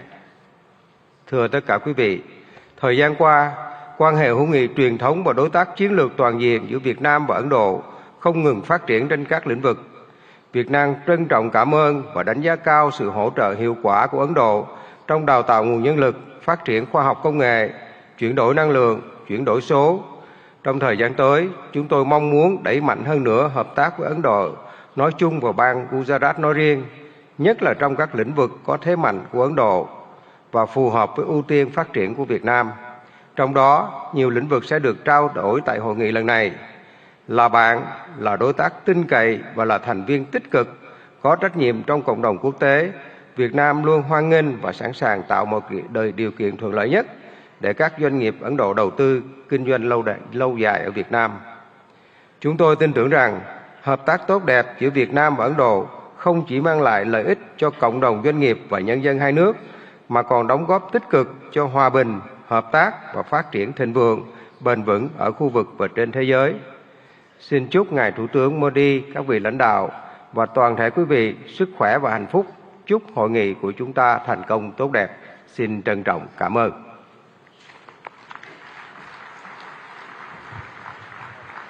Thank you very much, sir.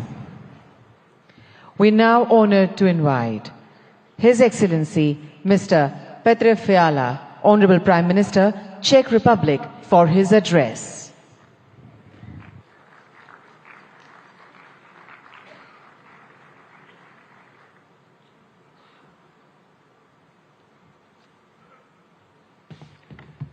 Honorable Prime Minister Modi, Chief Minister Patel, Presidents, Excellencies, ladies and gentlemen. First, please let me congratulate you on 20 years of this successful summit.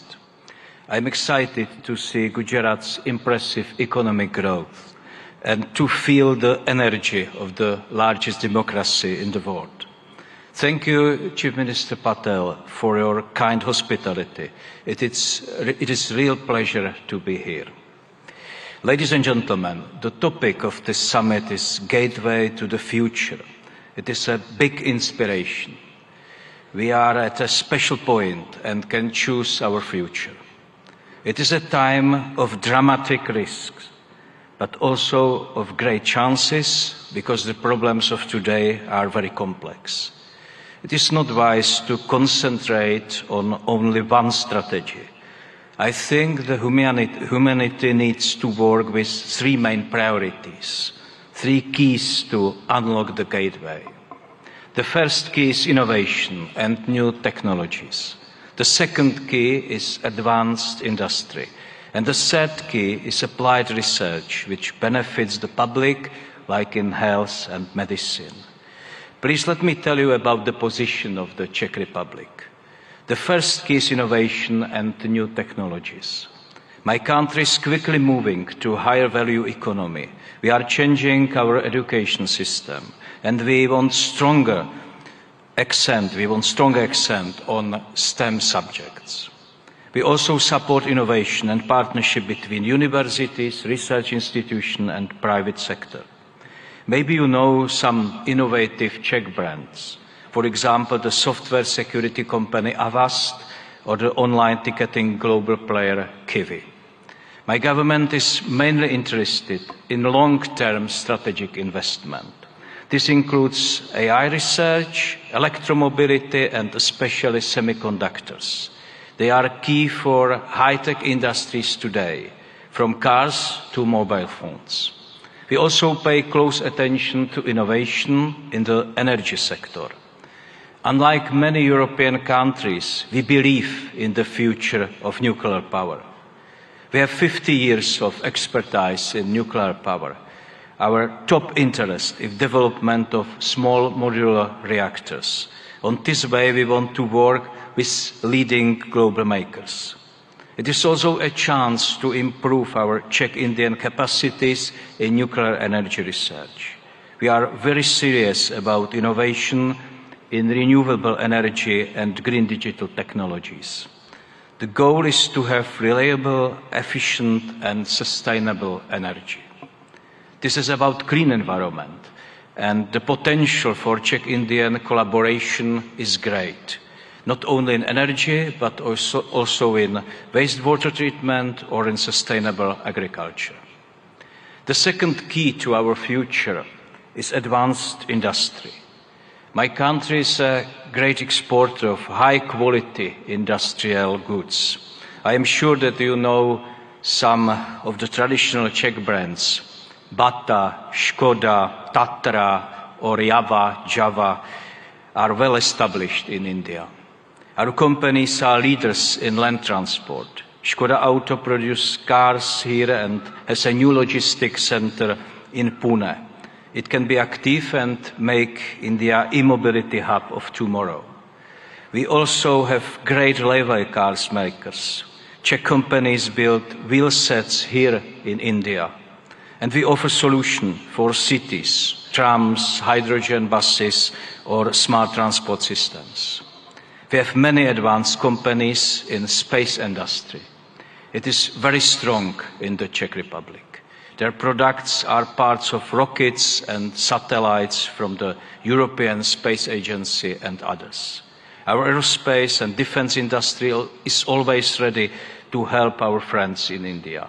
In all sectors of our industry, we are proud of traditional and new products and their quality. The third key is applied research in fields like healthcare and medicine. There are many major issues in public health: lifestyle diseases, sustainability of public health systems, and the new health dangers. COVID-19 is a typical example.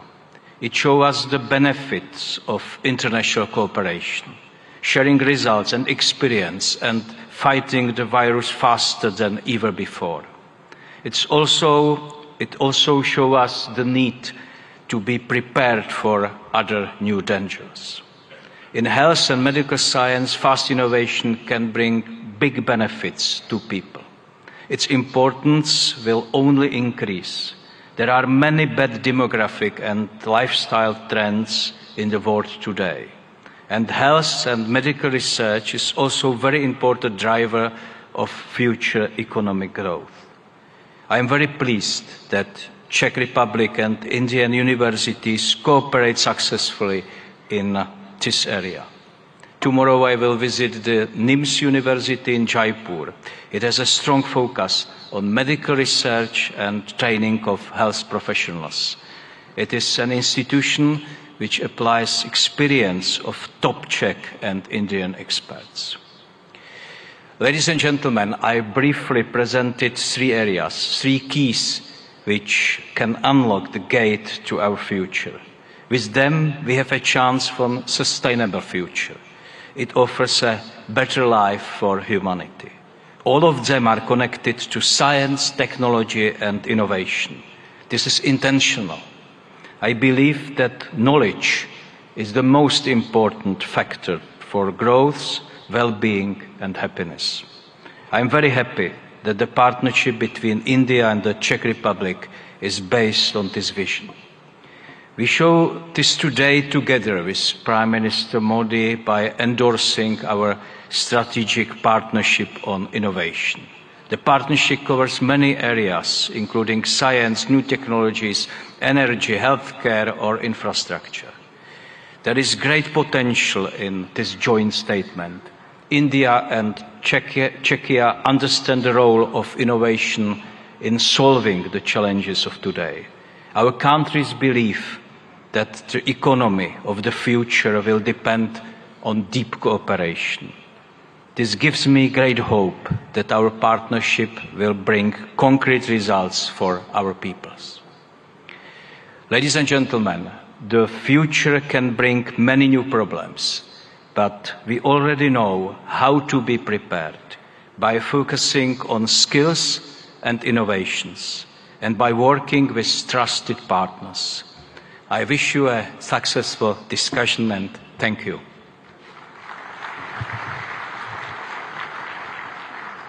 Thank you very much, sir, for your words of appreciation and encouragement. We now feel proud in inviting His Excellency Mr. Philip Nyusi, Honorable President, Mozambique, to deliver his address.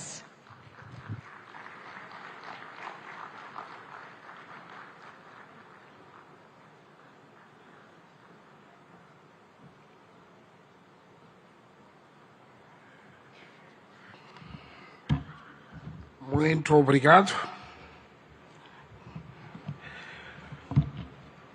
Sua Excelência Narendra Modi Ji, Primeiro-Ministro da República da Índia. Sua Excelência José Ramos Horta, Presidente de Timor-Leste. Sua Excelência Petra Fiala, Primeiro-Ministro da República Tcheca. Sua Excelência Bhupendra Patel, Ministro-chefe do Estado de Gujarat. Senhores ministros presentes nesta cimeira, minhas senhoras e meus senhores, inicio a minha intervenção saudando e agradecendo a Vossa Excelência e meu irmão Narendra Modi, Primeiro-Ministro da Índia, pelo convite que nos foi formulado na qualidade de parceiro para participar neste evento de grande relevância para os nossos países. Aproveito a ocasião para felicitar a vossa presidência de G20, o momento histórico que conseguiu colocar o continente africano, ou seja, a União Africana, como membro permanente do G20. Saudamos de forma distinta a Sua Excelência Bhupendra Patel, Ministro-chefe do Estado de Gujarat, ao povo e governo de Gujarat, pelo acolhimento que nos tem sido dispensado desde a nossa chegada a esta histórica cidade industrial, o maior centro de refinaria de petróleo do mundo e de corte e polimento de diamantes. Senhor Primeiro-Ministro, Excelências, em Ahmedabad me sinto em minha própria casa, pois foi daqui que adquiri conhecimentos que me têm ajudado a adicionar ao que antes tinha conseguido, e com o espírito de sempre aprender, me permite dar a minha humilde contribuição para o desenvolvimento do meu país, Moçambique. Suprabhat Mara Gujarat Deshwasiyon. Umujamachu. Habar Namaste.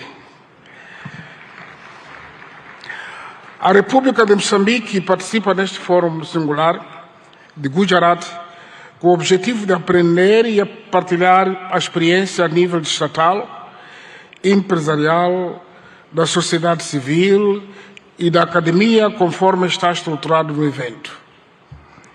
É nosso interesse identificar oportunidades e estabelecer parcerias para coletivamente e com base em vantagens mútuas criar alicerces para o desenvolvimento harmonioso, criação da riqueza e do bem-estar para os nossos povos.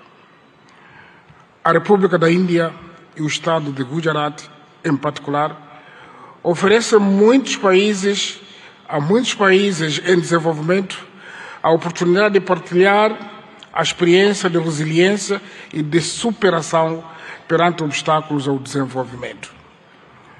O fato desta Cimeira Bienal, instituída há mais de 20 anos, assumir-se como ponto de partida para a autossuficiência de uma região, a Cimeira Global de Gujarat tem também a particularidade de encorajar os países e Estados a fazerem uma apresentação sobre as oportunidades de negócio e de investimentos que oferecem.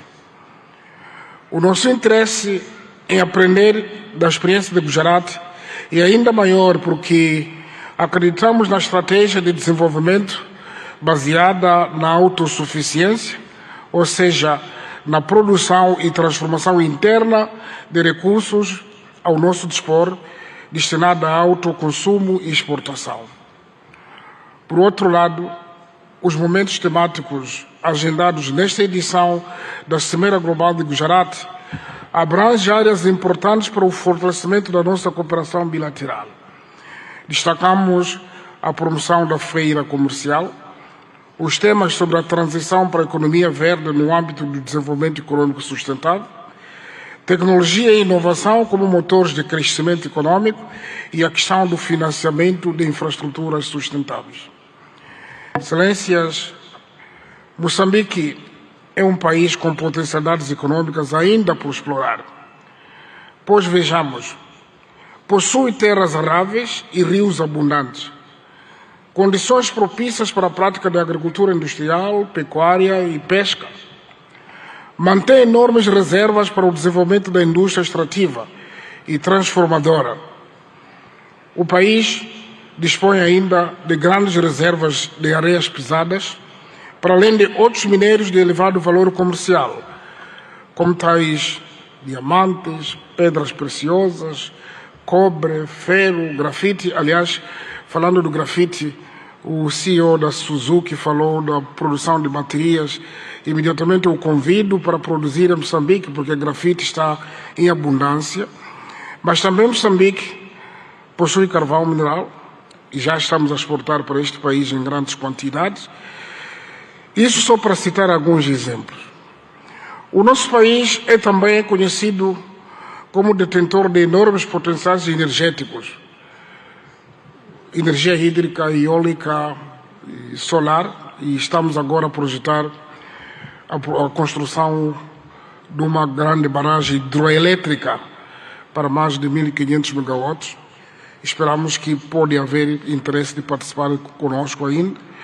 Isso incluindo também uma das maiores reservas de gás natural do mundo, na bacia do Rovuma. Aliás, sei dizer que 3 empresas maiores deste país são parceiros na exploração do gás em Moçambique.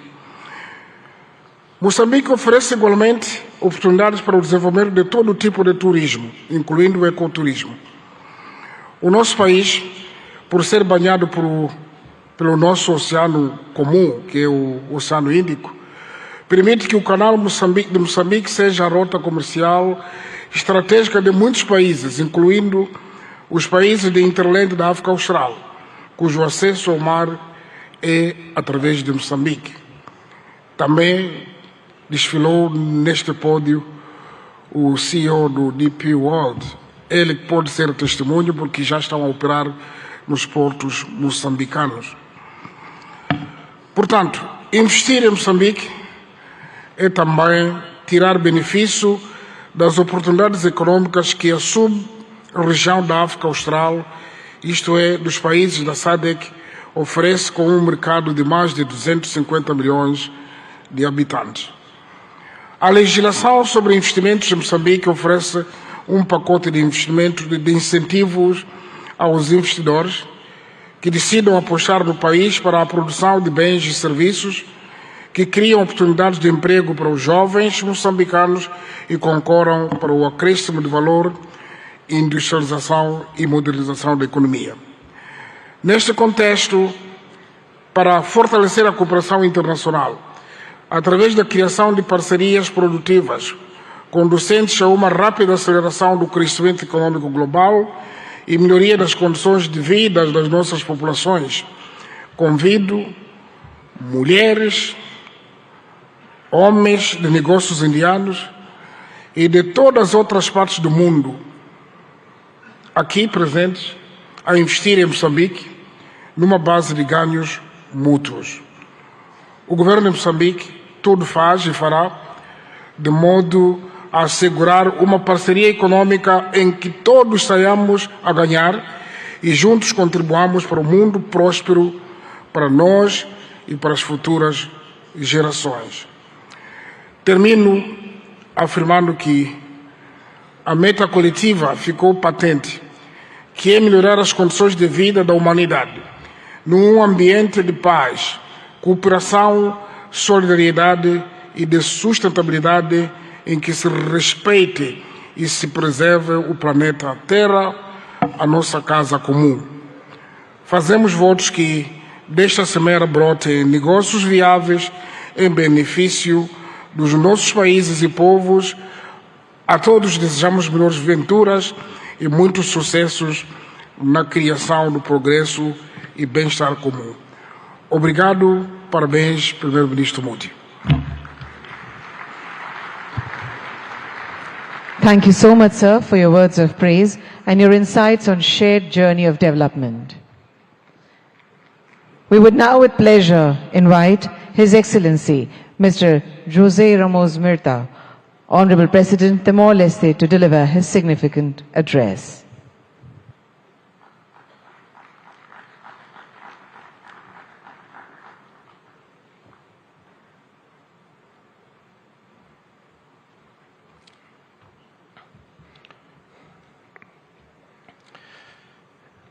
Excellency Prime Minister Modi, Chief Minister Patel, Excellency President of Mozambique, Felipe Jacinto Nyusi, Prime Minister of Czech Republic, ladies and gentlemen. It is always a real pleasure to set foot on this land of a great ancient civilization. I first visited India on a personal capacity in April 1992, having spent more than a week in Dharamsala. My first official visit was in 2003 as Senior Minister of Foreign Affairs of the newly independent Timor-Leste.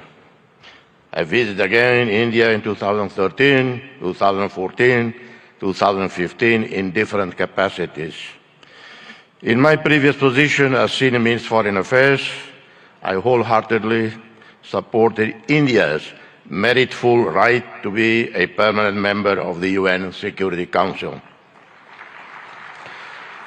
And I'm continuing to advocate for India and for Indonesia, two Asian countries, to be permanent members of a reformed, expanded, more representative UN Security Council.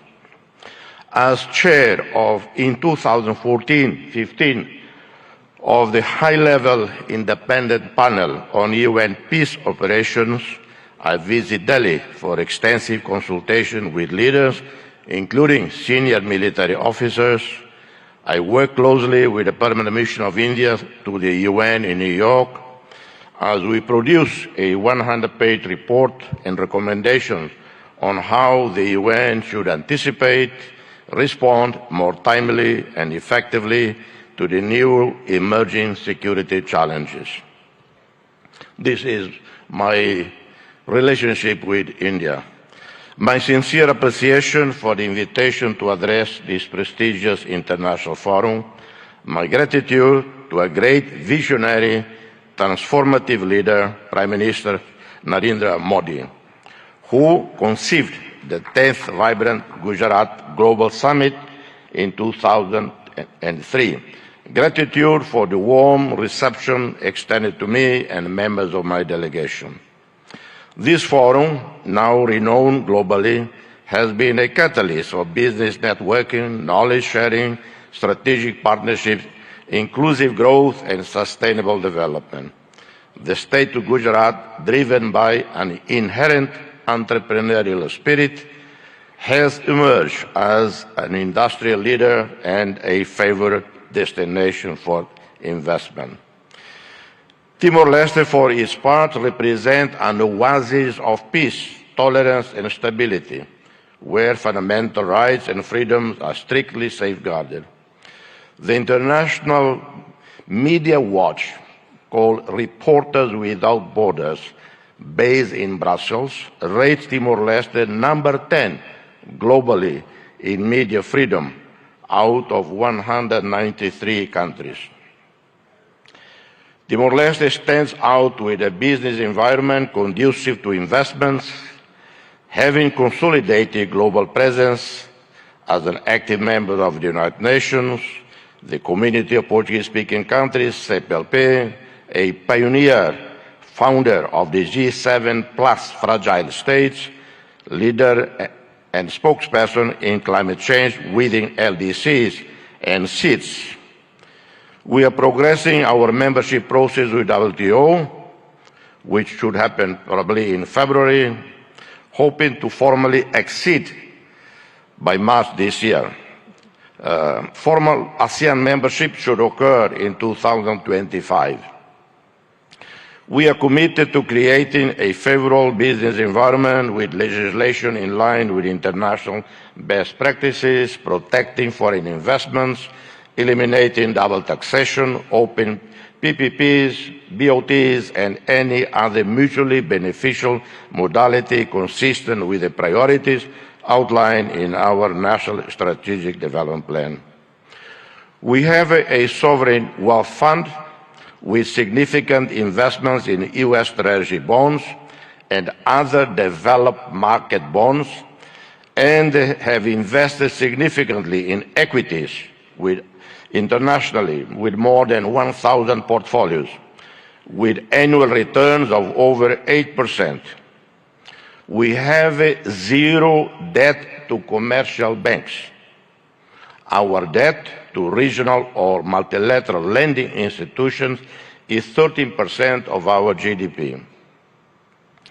Our young and vibrant diaspora present in countries such as Australia, South Korea, Indonesia, Malaysia, Portugal, the United Kingdom contribute significantly to the development of both host countries and Timor-Leste, with foreign remittances being an important part of our society well-being. We invite you, ladies and gentlemen, to invest with us, be part of the realization of a dream. Opportunities abound. I outline some.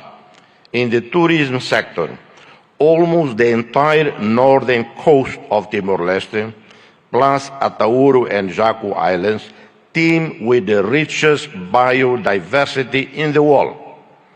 That's according to Conservation International, not according to me personally. Boasting the healthiest coral biodiversity in the entire region, known as the Amazon of the seas. Atauro Island, located north of Timor-Leste's capital, is recognized as a most important part of the global center of marine biodiversity and a global priority for conservation. We integrate a region that covers 1.6% of the planet's ocean area, boasting with marine life, home to 76% of all known coral species in the world, and habitat of more than 3,000 species of fish. We are seeking investments and partnerships in hotels, resorts, homestays, convention centers, restaurants, services, customer support, wellness, and hospitals. In the oil, gas, minerals and renewables, we have a vast resources, oil and natural gas reserves, onshore and offshore, within our exclusive economic zone, where the Greater Sunrise gas field stands out, whose consortium led by Woodside is expected to bring this important wealth onshore very soon. In the coming years, Timor-Leste will invest in the construction of a modern gas pipeline and petrochemical industry as part of our major Tasimane project. This major national investment includes, among others, the construction of a refinery, the adaptation of our power station to natural gas, and the development of a multifunctional supply base for all the related needs.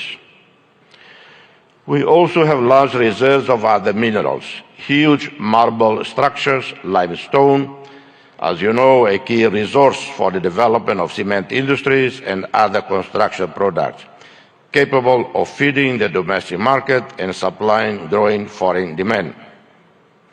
Green economy, renewable energies. Committed to sustainable development, we seek to invest in renewable energy as prudent, incremental transition to renewable energies. We are looking forward to working with the UAE, led by a visionary leader, our friend, President Sheikh Mohammed bin Zayed Al Nahyan, with whom we share many commonalities. This is in line with commitments made at the recent COP28 summit held in Dubai. I take the opportunity to congratulate His Royal Highness, the President of UAE, Sheikh Mohammed bin Zayed Al Nahyan, for the success of the UAE chairmanship of the 28th Conference of the Parties to UNFCCC.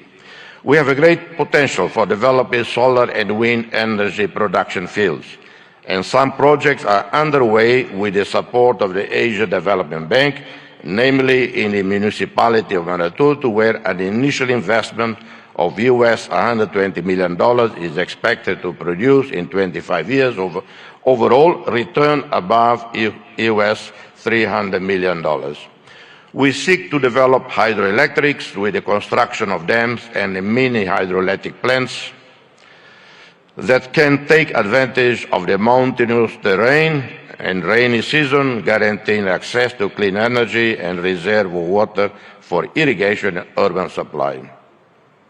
Infrastructure and transport. In the last 15 years, we have seen dramatic improvements in our infrastructure sector.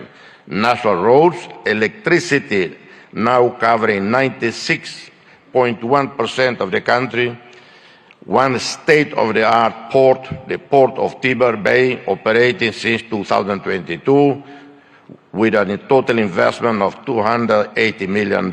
This was a first public-private partnership celebrated between Timor-Leste with the French Bolloré Group and the World Bank.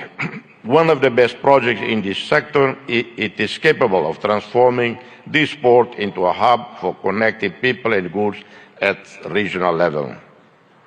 We are also starting the first phase of the expansion of Dili International Airport with an initial investment of $97.7 million, partially funded by the ADB, IFC, and the governments of Australia and Japan.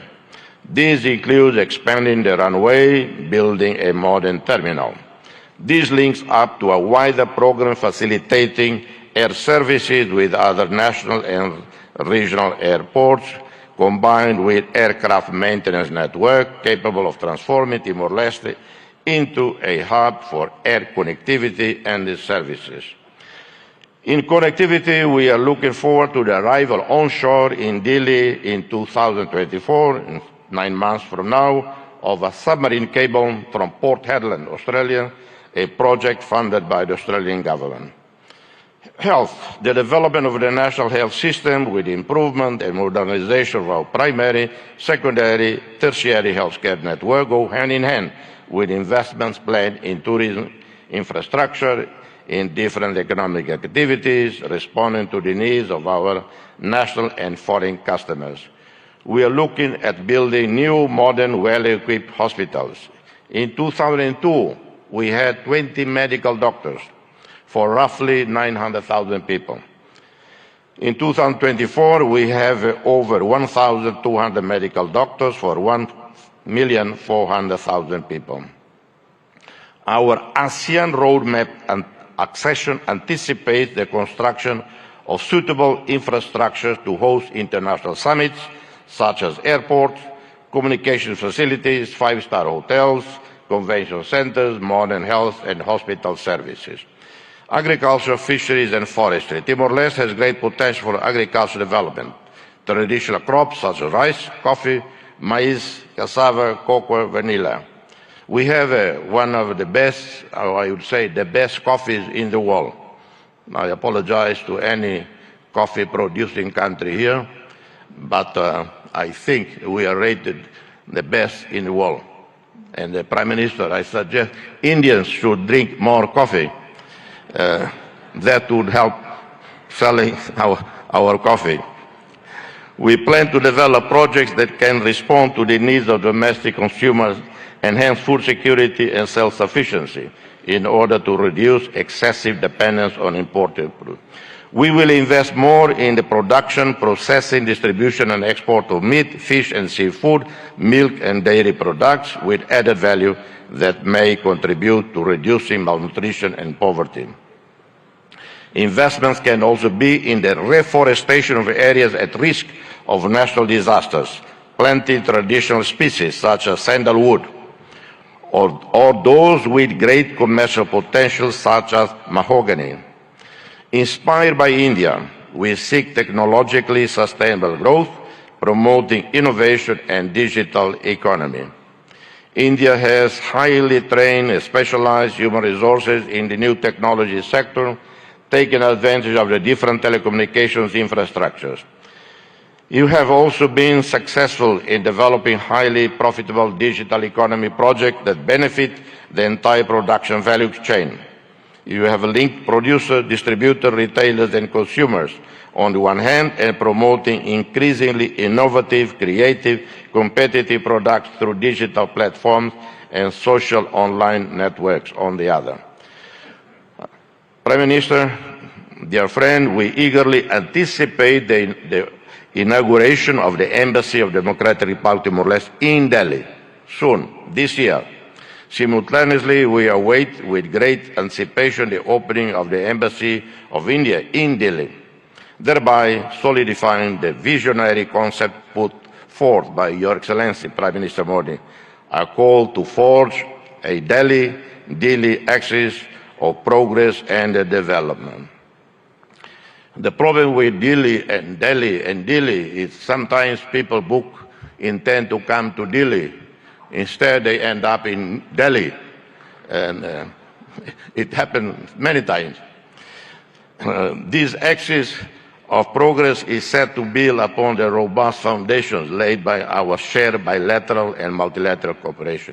It promises to be a testament to an enduring friendship, echoing the dedicated service of Indian diplomats, such as Ambassadors Kamalesh Sharma, Atul Kar, two dear friends, who serve in our country as special representatives of the UN Secretary General in Timor-Leste. Our gratitude extends to the 7,737 peacekeepers, military and police, who played a critical role over a decade of United Nations missions in Timor-Leste. India, active contributor to UNTAED, UNICEF, UNOTIL, UNMIT, played a critical role in fostering stability and security in Timor-Leste. India's commitment to assisting Timor-Leste in developing essential human resources, diplomats, and the leadership officers as part of its process to accession to ASEAN is highly commendable, and we are very grateful to you, Prime Minister. Notably, 12 diplomats have recently undergone training at the Sushma Swaraj Institute of Foreign Service, a demonstration of fulfillment of this commitment. We hope to expand this partnership in coming years. May this summit thrive as a catalyst for fostering fruitful partnership for global sustainable development and shared prosperity. I thank you, and God bless you all. Thank you. We are privileged to have heard the Nobel laureate, His Excellency Mr. Jose Ramzota. Thank you so much, sir, for your enriching address. Honorable Prime Minister Shri Narendra Modi ji, a global leader rooted in the philosophy of Vasudhaiva Kutumbakam, envisions a sustainable future through initiatives like Viksit Bharat at 2047, aiming for a developed India by 2047 with a 5 trillion economy. He relentlessly emphasizes sustainable growth.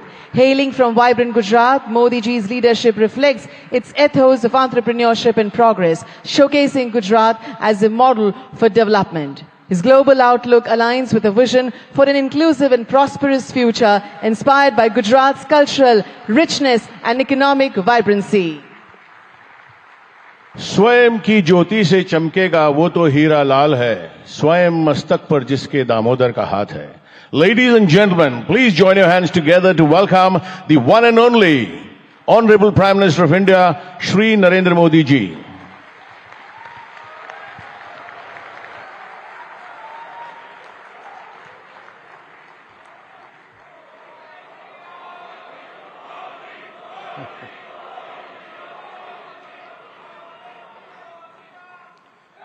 His Excellency Mr. Philip Nyusi, President of Mozambique, His Excellency Mr. Ramos Horat, President of Timor-Leste, His Excellency Mr. Petr Fiala, Prime Minister of Czech Republic, Gujarat के governor Acharya Devvrat जी, यहाँ के लोकप्रिय मुख्यमंत्री भूपेंद्र भाई पटेल, देश विदेश से आए हुए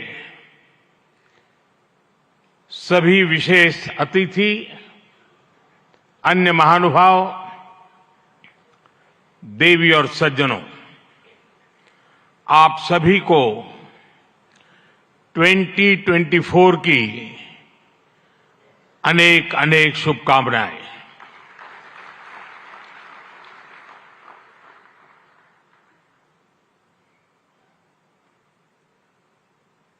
निकट भूतकाल में भारत की आजादी के 75 साल पूरे हुए और अब भारत अगले 25 वर्षों के लक्ष्य पर काम कर रहा है। जब भारत अपनी आजादी के 100 वर्ष मनाएगा, तब तक हमने भारत को विकसित बनाने का लक्ष्य रखा है और इसलिए ये 25 साल का कार्यकाल भारत का अमृत काल है। ये नए सपने, नए संकल्प और नित्य नूतन सिद्धियों का कार्यकाल है। इस अमृत काल में ये पहली वाइब्रेंट गुजरात ग्लोबल समिट हो रही है और इसलिए इसका महत्व और बढ़ गया है। इस समिट में आए 100 से ज्यादा देशों के प्रतिनिधि भारत की इस विकास यात्रा के अहम सहयोगी हैं। मैं आप सभी का स्वागत करता हूं, अभिनंदन करता हूं। फ्रेंड्स, यूएई के राष्ट्रपति मेरे brother His Highness Sheikh Mohamed bin Zayed का इस आयोजन में शामिल होना हमारे लिए बहुत खुशी की बात है।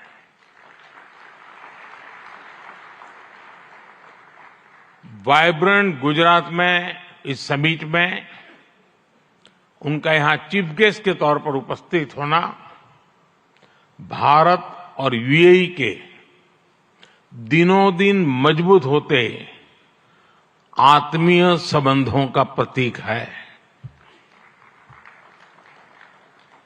कुछ देर पहले हमने उनके विचार सुने।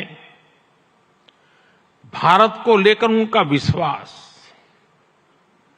उनका सहयोग बहुत ही गर्मजोशी से भरा हुआ है।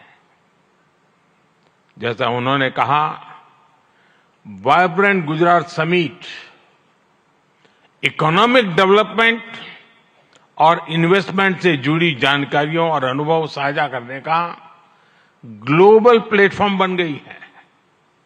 इस समिट में भी भारत और यूएई ने फूड पार्क्स के विकास के लिए, रिन्यूएबल एनर्जी के क्षेत्र में सहयोग बढ़ाने के लिए, इनोवेटिव हेल्थ केयर में निवेश के लिए कई महत्वपूर्ण समझौते किए हैं।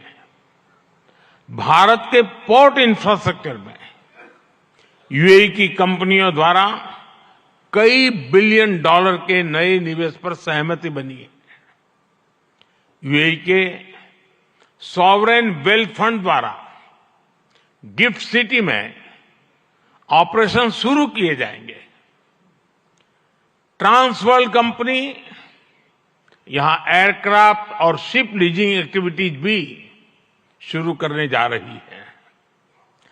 भारत और यूएई ने जिस तरह अपने रिश्तों को एक नई ऊंचाई दी है, उसका बहुत बड़ा श्रेय मेरे brother His Highness Sheikh Mohamed bin Zayed को जाता है। फ्रेंड्स, मोजाम्बिक के प्रेसिडेंट हिज एक्सेलेंसी न्यूसी से कल भी मेरी बहुत विस्तार से बात हुई है। उनके लिए तो गुजरात आना पुरानी यादों को ताजा करने जैसा है। प्रेसिडेंट न्यूसी IIM अहमदाबाद के एल्यूमनाई है।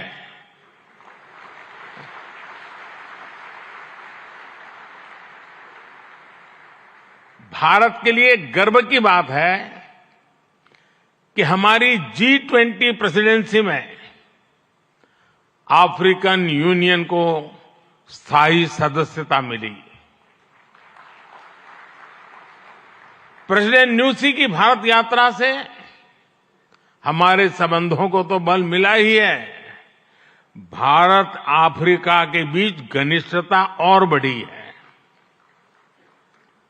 साथियों, चेक के प्रधानमंत्री हिज एक्सेलेंसी पैत्र फियाला जी की ये पहली भारत यात्रा इस पद पर है। वैसे वो भारत पहले भी आए हैं। चेक लंबे समय से वाइब्रेंट गुजरात समिट से जुड़ा हुआ है। भारत और चेक के बीच टेक्नोलॉजी, ऑटोमोबाइल्स, मैन्युफैक्चरिंग जैसे सेक्टर्स में सहयोग लगातार बढ़ रहा है।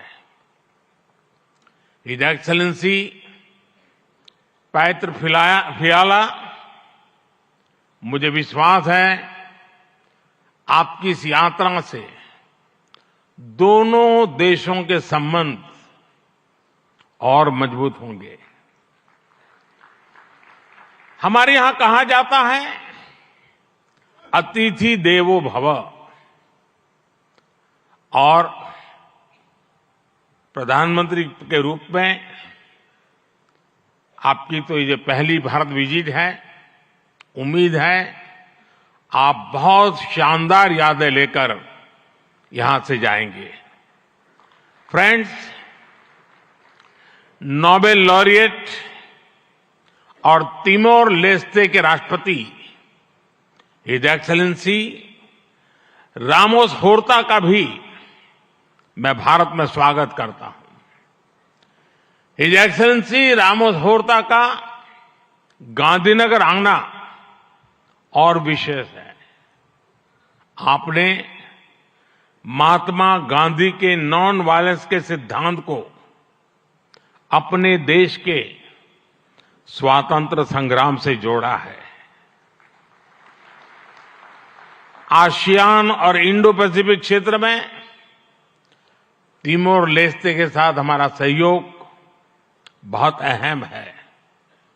फ्रेंड्स, कुछ समय पहले ही वाइब्रेंट गुजरात ग्लोबल समिट को 20 वर्ष पूरे हुए हैं। बीते 20 वर्षों में इस समिट ने नए आइडियाज को प्लेटफॉर्म दिया है। इसने इन्वेस्टमेंट्स और रिटर्न्स के लिए नए गेटवे बनाए हैं। और अब वाइब्रेंट गुजरात ग्लोबल समिट की इस बार की थीम है गेटवे टू द फ्यूचर। 21वीं सदी की दुनिया का फ्यूचर हमारे साझे प्रयासों से ही उज्जवल बनेगा। भारत ने अपनी G20 प्रेसिडेंसी के दौरान भी ग्लोबल फ्यूचर के लिए एक रोडमैप दिया है। वाइब्रेंट गुजरात ग्लोबल समिट के इस एडिशन में भी इस विजन को और आगे बढ़ा रहे हैं। भारत I2U2 और दूसरे मल्टीलेटरल ऑर्गेनाइजेशन के साथ पार्टनरशिप को लगातार मजबूत कर रहा है। One world, one family, one future का सिद्धांत विश्व कल्याण की अनिवार्य आवश्यकता है। फ्रेंड्स, आज तेजी से बदलते हुए वर्ल्ड ऑर्डर में भारत विश्व मित्र की भूमिका में आगे बढ़ रहा है।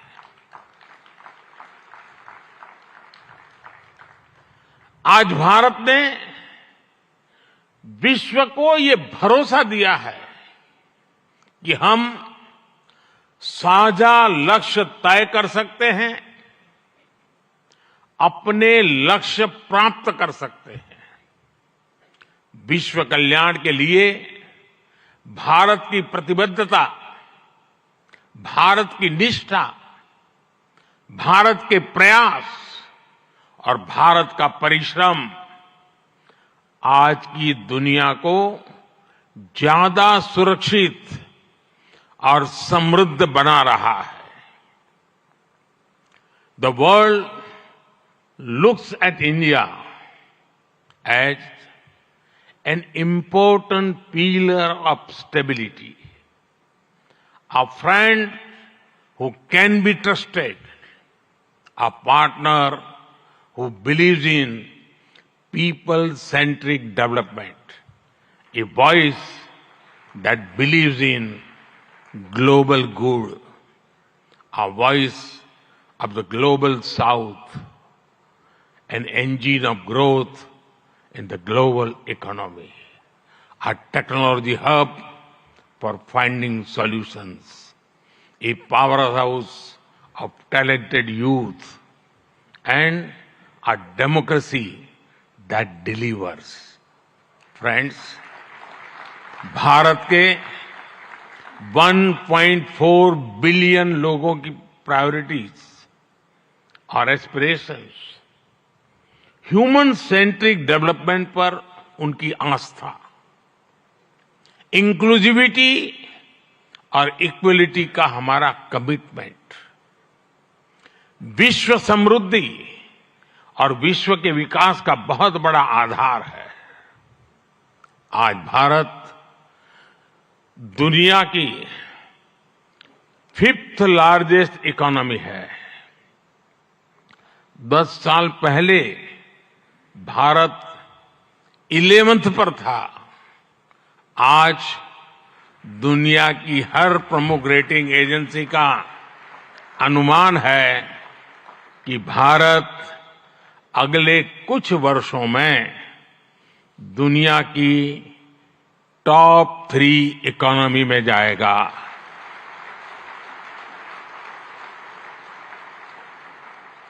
दुनिया के लोग जो एनालिसिस करना है करते रहे, मेरी गारंटी है कि हो जाएगा।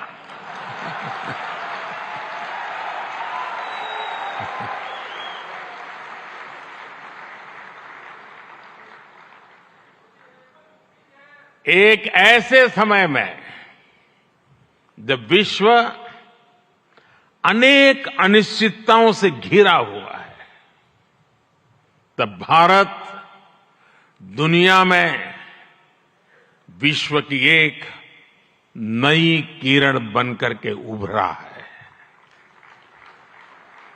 भारत की प्राथमिकताएं बिल्कुल स्पष्ट है। आज भारत की प्राथमिकता है sustainable industry, infrastructure and manufacturing. आज भारत की प्राथमिकता है new age skills, futuristic technology, AI and innovation. आज भारत की प्राथमिकता है green hydrogen, renewable energy, semiconductors, इसका पूरा इकोसिस्टम। इसकी एक झलक हम vibrant Gujarat global trade show में भी देख सकते हैं। और मेरा तो आग्रह है कि ट्रेड शो जरूर देखें। गुजरात के भी स्कूल कॉलेज के विद्यार्थी जरूर जाएं। कल दिन में मैंने हिज एक्सेलेंसी न्यूसी और हिज एक्सेलेंसी रामोस होर्ताई जी के साथ इस ट्रेड शो में काफी समय गुजारा है। इस ट्रेड शो में कंपनियों ने world class state of the art technology से बने प्रोडक्ट्स का निदर्शन किया है। E mobility, startups, blue economy, green energy और स्मार्ट इंफ्रास्ट्रक्चर जैसे ट्रेड शो में एक प्रकार से छाए हुए हैं। ये जितने भी सेक्टर्स हैं, इनमें इन्वेस्टमेंट के लिए आपके पास लगातार नए अवसर बन रहे हैं। साथियों, आप सभी वैश्विक परिस्थितियों से भली भांति परिचित है। ऐसे में आज अगर भारत की इकोनॉमी में इतना रेजिलियंस दिख रहा है, अगर आज भारत की ग्रोथ में इतना मोमेंटम दिख रहा है, तो इसके पीछे बड़ी वजह है बीते 10 वर्षों में स्ट्रक्चरल रिफॉर्म्स पर हमारा फोकस। इन रिफॉर्म्स ने भारत की इकोनॉमी की कैपेसिटी, कैपेबिलिटी एंड कॉम्पिटिटिवनेस बढ़ाने का बहुत बड़ा काम किया है। रिकैपिटलाइजेशन और आईबीसी से हमने भारत के बैंकिंग सिस्टम को दुनिया के सबसे मजबूत बैंकिंग सिस्टम में से एक बना दिया है। ईज ऑफ डूइंग बिजनेस पर जोर देते हुए हमने 40,000 से ज्यादा कंपनीज को समाप्त कर दिया है, कंप्लायंसेस को समाप्त कर दिया है। जीएसटी ने भारत में टैक्स के अनावश्यक जाल को खत्म किया है। भारत में हमने ग्लोबल सप्लाई चेन के डाइवर्सिफिकेशन के लिए बेहतर माहौल बनाया है। हाल में ही हमने 3 FTA साइन किए ताकि ग्लोबल बिजनेस के लिए भारत और अट्रैक्टिव डेस्टिनेशन बन सके। इनमें से एक FTA तो यूएई के साथ ही हुआ है। हमने अनेक सेक्टर्स को ऑटोमेटिक रूट से FDI के लिए ओपन किया है। आज भारत इंफ्रास्ट्रक्चर पर रिकॉर्ड इन्वेस्ट कर रहा है। पिछले 10 वर्ष में भारत का कैपेक्स 5 गुना अधिक हो चुका है। फ्रेंड्स, भारत आज ग्रीन एनर्जी और अल्टरनेटिव एनर्जी सोर्स को लेकर भी अभूतपूर्व गति से काम कर रहा है। भारत की रिन्यूएबल एनर्जी कैपेसिटी 3 गुना बढ़ी है और सोलर एनर्जी कैपेसिटी में 20 गुना वृद्धि हुई है। डिजिटल इंडिया मिशन ने भारत में लाइफ और बिजनेस दोनों को ट्रांसफॉर्म कर दिया है। 10 वर्षों में सस्ते फोन और सस्ते डेटा से डिजिटल इंक्लूजन की नई क्रांति आई है। हर गांव तक ऑप्टिकल फाइबर पहुंचाने का अभियान, 5G का तेजी से विस्तार आम भारतीयों का जीवन बदल रहा है। आज हम दुनिया में तीसरे बड़े स्टार्टअप इकोसिस्टम है। 10 वर्ष पहले तक भारत में कुछ 100 स्टार्टअप थे। आज भारत में 1,15,000 रजिस्टर्ड स्टार्टअप्स है। भारत के ओवरऑल एक्सपोर्ट में भी रिकॉर्ड बढ़ोतरी हुई है। फ्रेंड्स, भारत में जो ये बदलाव आ रहा है, वो भारत के नागरिकों की ईज ऑफ लिविंग भी बढ़ा रहा है, उन्हें एम्पावर कर रहा है। हमारी सरकार के 5 वर्षों में 13.5 करोड़ से ज्यादा लोग गरीबी से बाहर निकले हैं।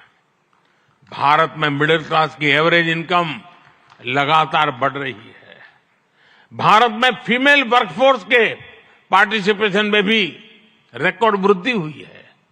भारत के भविष्य के लिए ये बहुत अच्छी संकेत है और इसलिए मैं आप सभी का आह्वान करूंगा कि भारत की इस विकास यात्रा से जुड़िए, हमारे साथ चलिए।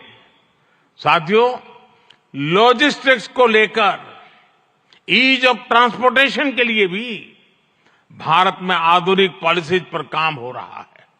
10 साल पहले भारत में 74 एयरपोर्ट थे। आज भारत में 149 एयरपोर्ट्स हैं। भारत का नेशनल हाईवे नेटवर्क पिछले 10 सालों में करीब करीब 2 गुना हो चुका है। 10 सालों में हमारा मेट्रो ट्रेन नेटवर्क 3 गुना से ज्यादा बढ़ चुका है। गुजरात हो, महाराष्ट्र हो या फिर हमारी ईस्टर्न कोस्ट लाइन हो, इनको आज डेडिकेटेड फ्रेट कॉरिडोर से जोड़ा जा रहा है। भारत में आज अनेक नेशनल वाटरवेज पर एक साथ काम चल रहा है। भारतीय पोर्ट्स का टर्न अराउंड टाइम आज बहुत कॉम्पिटिटिव हो गया है।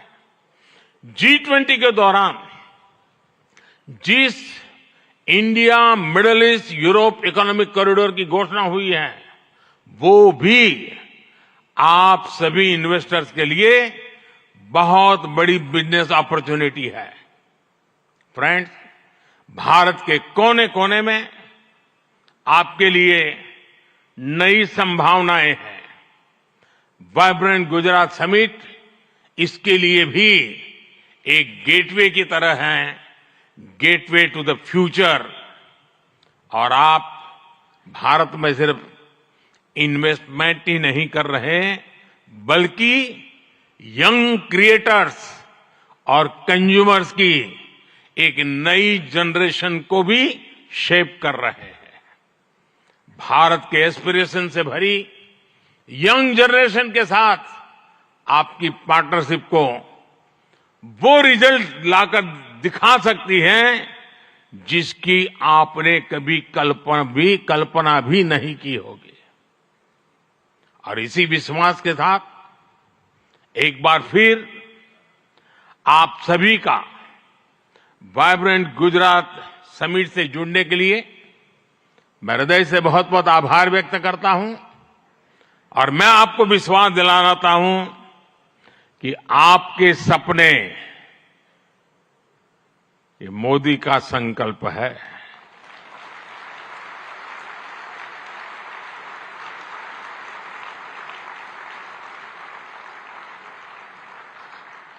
आपके सपने जितने बड़े होंगे, मेरा संकल्प भी उतना ही बड़ा होगा। आइए, सपने देखने के अवसर अनेक हैं, संकल्प पूरा करने का सामर्थ्य भी मौजूद है। बहुत बहुत धन्यवाद। माननीय प्रधानमंत्री महोदय, आपके प्रेरणादायक उद्बोधन और गुजरात की विकास कहानी में सक्रिय रूप से भाग लेने के लिए, सभी को प्रोत्साहित करने के लिए एवं आपकी प्रेरक उपस्थिति के लिए हम भी आपका बहुत बहुत धन्यवाद करते हैं। We extend our heartfelt appreciation for the same. एक बार फिर यहां उपस्थित सभी गणमान्य अतिथि एवं समस्त सभागण का हम आभार व्यक्त करते हैं। बहुत बहुत धन्यवाद।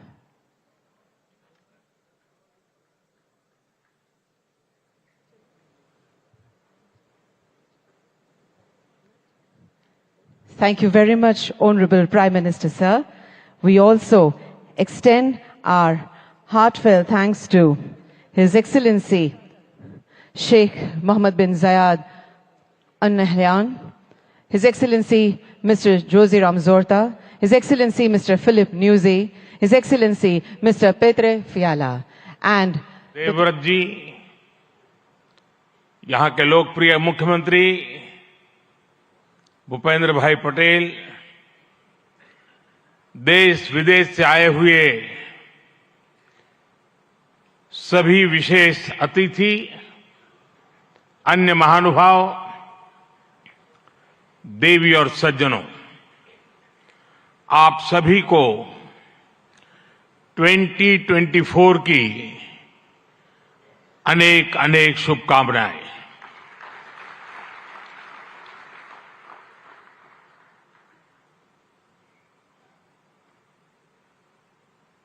निकट भूतकाल में भारत की आजादी के 75 साल पूरे हुए और अब भारत अगले 25 वर्षों के लक्ष्य पर काम कर रहा है। जब भारत अपनी आजादी के 100 वर्ष मनाएगा,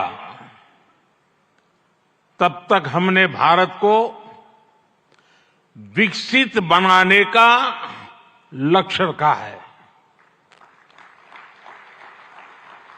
और इसलिए ये 25 साल का कार्यकाल भारत का अमृत काल है। ये नए सपने, नए संकल्प और नित्य नूतन सिद्धियों का कार्यकाल है। इस अमृत काल में ये पहली वाइब्रेंट गुजरात ग्लोबल समिट हो रही है और इसलिए इसका महत्व और बढ़ गया है। इस समिट में आए 100 से ज्यादा देशों के प्रतिनिधि भारत की इस विकास यात्रा के अहम सहयोगी हैं। मैं आप सभी का स्वागत करता हूं, अभिनंदन करता हूं। फ्रेंड्स, यूएई के राष्ट्रपति मेरे brother His Highness Sheikh Mohamed bin Zayed का इस आयोजन में शामिल होना हमारे लिए बहुत खुशी की बात है।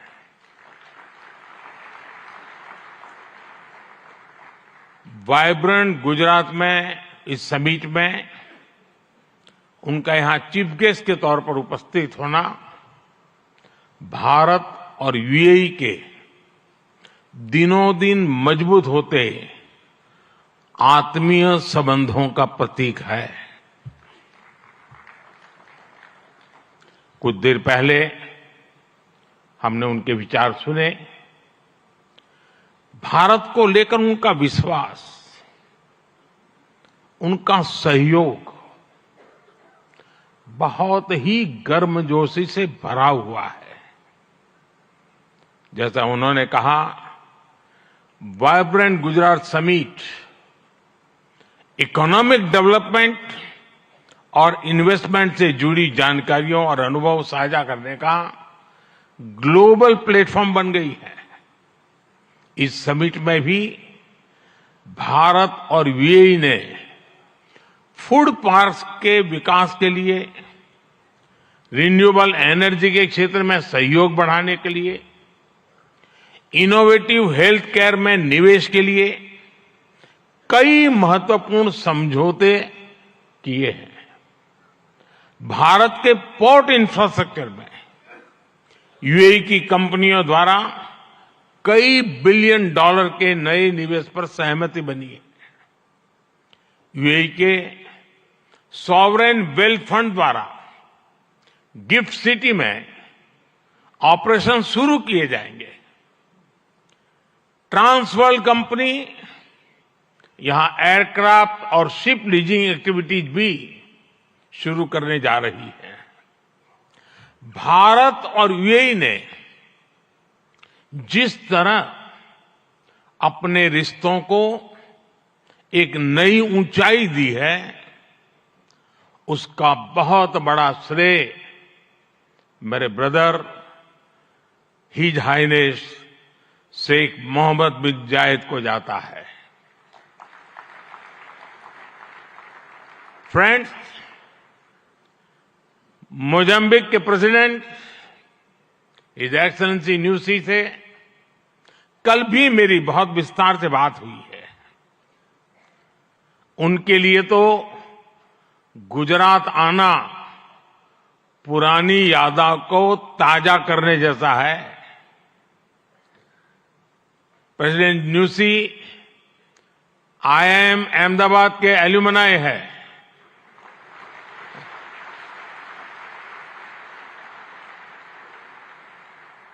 भारत के लिए गर्व की बात है कि हमारी G20 प्रेसिडेंसी में अफ्रीकन यूनियन को स्थायी सदस्यता मिली। प्रेसिडेंट न्यूसी की भारत यात्रा से हमारे संबंधों को तो बल मिला ही है, भारत अफ्रीका के बीच घनिष्ठता और बढ़ी है। साथियों, चेक के प्रधानमंत्री हिज एक्सेलेंसी पैत्र फियाला जी की ये पहली भारत यात्रा इस पद पर है। वैसे वो भारत पहले भी आए हैं। चेक लंबे समय से वाइब्रेंट गुजरात समिट से जुड़ा हुआ है। भारत और चेक के बीच टेक्नोलॉजी, ऑटोमोबाइल्स, मैन्युफैक्चरिंग जैसे सेक्टर्स में सहयोग लगातार बढ़ रहा है। हिज एक्सेलेंसी पैत्र फियाला, मुझे विश्वास है आपकी इस यात्रा से दोनों देशों के संबंध और मजबूत होंगे। हमारे यहां कहा जाता है अतिथि देवो भव, और प्रधानमंत्री के रूप में आपकी तो ये पहली भारत विजिट है। उम्मीद है आप बहुत शानदार यादें लेकर यहां से जाएंगे। फ्रेंड्स, नोबेल लॉरिएट और तिमोर लेस्ते के राष्ट्रपति हिज एक्सेलेंसी रामोस होर्ता का भी मैं भारत में स्वागत करता हूं। हिज एक्सेलेंसी रामोस होर्ता का गांधीनगर आना और विशेष है। आपने महात्मा गांधी के नॉन वायलेंस के सिद्धांत को अपने देश के स्वातंत्र संग्राम से जोड़ा है। आसियान और इंडो पैसिफिक क्षेत्र में तिमोर लेस्ते के साथ हमारा सहयोग बहुत अहम है। फ्रेंड्स, कुछ समय पहले ही वाइब्रेंट गुजरात ग्लोबल समिट को 20 वर्ष पूरे हुए हैं। बीते 20 वर्षों में इस समिट ने नए आइडियाज को प्लेटफॉर्म दिया है। इसने इन्वेस्टमेंट्स और रिटर्न्स के लिए नए गेटवे बनाए हैं। और अब वाइब्रेंट गुजरात ग्लोबल समिट की इस बार की थीम है गेटवे टू द फ्यूचर। 21वीं सदी की दुनिया का फ्यूचर हमारे साझे प्रयासों से ही उज्जवल बनेगा। भारत ने अपनी G20 प्रेसिडेंसी के दौरान भी ग्लोबल फ्यूचर के लिए एक रोडमैप दिया है। वाइब्रेंट गुजरात ग्लोबल समिट के इस एडिशन में भी इस विजन को और आगे बढ़ा रहे हैं। भारत I2U2 और दूसरे मल्टीलेटरल ऑर्गेनाइजेशन के साथ पार्टनरशिप को लगातार मजबूत कर रहा है। One world, one family, one future का सिद्धांत विश्व कल्याण की अनिवार्य आवश्यकता है। फ्रेंड्स, आज तेजी से बदलते हुए वर्ल्ड ऑर्डर में भारत विश्व मित्र की भूमिका में आगे बढ़ रहा है।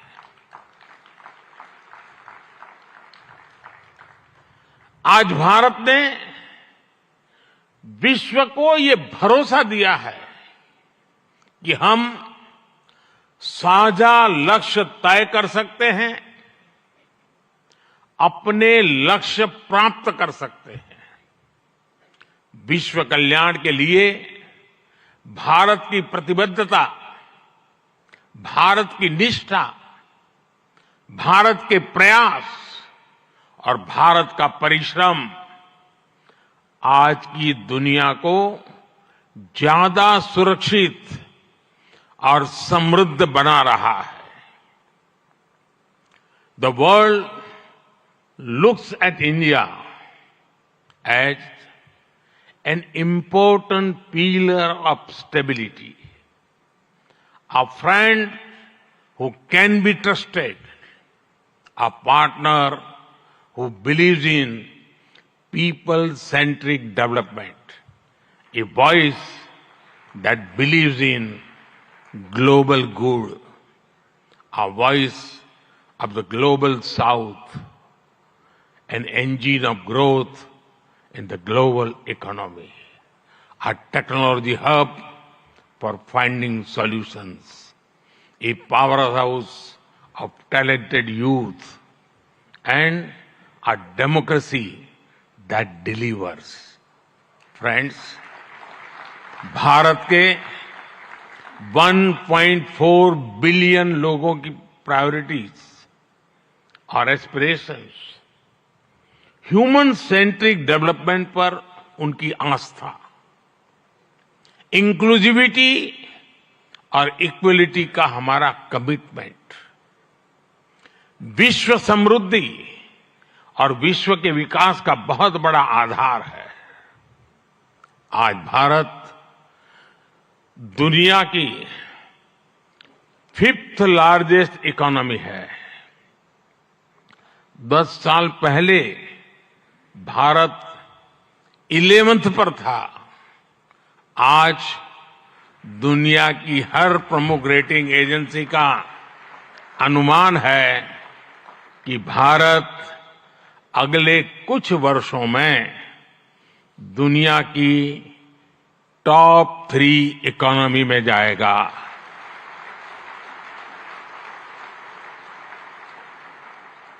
दुनिया के लोग जो एनालिसिस करना है करते रहे, मेरी गारंटी है कि हो जाएगा।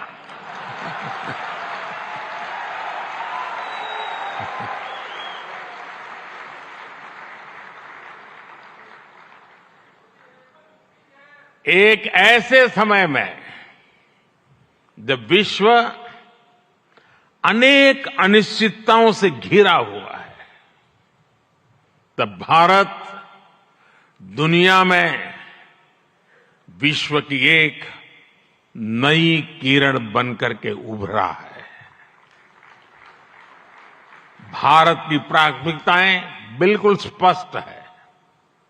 आज भारत की प्राथमिकता है sustainable industry, infrastructure and manufacturing. आज भारत की प्राथमिकता है new age skills, futuristic technology, AI and innovation. आज भारत की प्राथमिकता है green hydrogen, renewable energy, semiconductors, इसका पूरा इकोसिस्टम। इसकी एक झलक हम vibrant Gujarat global trade show में भी देख सकते हैं। और मेरा तो आग्रह है कि ट्रेड शो जरूर देखें। गुजरात के भी स्कूल कॉलेज के विद्यार्थी जरूर जाएं। कल दिन में मैंने हिज एक्सेलेंसी न्यूसी और हिज एक्सेलेंसी रामोस होर्ताई जी के साथ इस ट्रेड शो में काफी समय गुजारा है। इस ट्रेड शो में कंपनियों ने world class state of the art technology से बने प्रोडक्ट्स का निदर्शन किया है। E mobility, startups, blue economy, green energy और स्मार्ट इंफ्रास्ट्रक्चर जैसे ट्रेड शो में एक प्रकार से छाए हुए हैं। ये जितने भी सेक्टर्स हैं, इनमें इन्वेस्टमेंट के लिए आपके पास लगातार नए अवसर बन रहे हैं। साथियों, आप सभी वैश्विक परिस्थितियों से भली भांति परिचित है। ऐसे में आज अगर भारत की इकोनॉमी में इतना रेजिलियंस दिख रहा है, अगर आज भारत की ग्रोथ में इतना मोमेंटम दिख रहा है, तो इसके पीछे बड़ी वजह है बीते 10 वर्षों में स्ट्रक्चरल रिफॉर्म्स पर हमारा फोकस। इन रिफॉर्म्स ने भारत की इकोनॉमी की कैपेसिटी, कैपेबिलिटी एंड कॉम्पिटिटिवनेस बढ़ाने का बहुत बड़ा काम किया है। रिकैपिटलाइजेशन और आईबीसी से हमने भारत के बैंकिंग सिस्टम को दुनिया के सबसे मजबूत बैंकिंग सिस्टम में से एक बना दिया है। ईज ऑफ डूइंग बिजनेस पर जोर देते हुए हमने 40,000 से ज्यादा कंपनीज को समाप्त कर दिया है, कंप्लायंसेस को समाप्त कर दिया है। जीएसटी ने भारत में टैक्स के अनावश्यक जाल को खत्म किया है। भारत में हमने ग्लोबल सप्लाई चेन के डाइवर्सिफिकेशन के लिए बेहतर माहौल बनाया है। हाल में ही हमने 3 FTA साइन किए ताकि ग्लोबल बिजनेस के लिए भारत और अट्रैक्टिव डेस्टिनेशन बन सके। इनमें से एक FTA तो यूएई के साथ ही हुआ है। हमने अनेक सेक्टर्स को ऑटोमेटिक रूट से FDI के लिए ओपन किया है। आज भारत इंफ्रास्ट्रक्चर पर रिकॉर्ड इन्वेस्ट कर रहा है। पिछले 10 वर्ष में भारत का कैपेक्स 5 गुना अधिक हो चुका है। फ्रेंड्स, भारत आज ग्रीन एनर्जी और अल्टरनेटिव एनर्जी सोर्स को लेकर भी अभूतपूर्व गति से काम कर रहा है। भारत की रिन्यूएबल एनर्जी कैपेसिटी 3 गुना बढ़ी है और सोलर एनर्जी कैपेसिटी में 20 गुना वृद्धि हुई है। डिजिटल इंडिया मिशन ने भारत में लाइफ और बिजनेस दोनों को ट्रांसफॉर्म कर दिया है। 10 वर्षों में सस्ते फोन और सस्ते डेटा से डिजिटल इंक्लूजन की नई क्रांति आई है। हर गांव तक ऑप्टिकल फाइबर पहुंचाने का अभियान, 5G का तेजी से विस्तार आम भारतीयों का जीवन बदल रहा है। आज हम दुनिया में तीसरे बड़े स्टार्टअप इकोसिस्टम है। 10 वर्ष पहले तक भारत में कुछ 100 स्टार्टअप थे। आज भारत में 1,15,000 रजिस्टर्ड स्टार्टअप्स है। भारत के ओवरऑल एक्सपोर्ट में भी रिकॉर्ड बढ़ोतरी हुई है।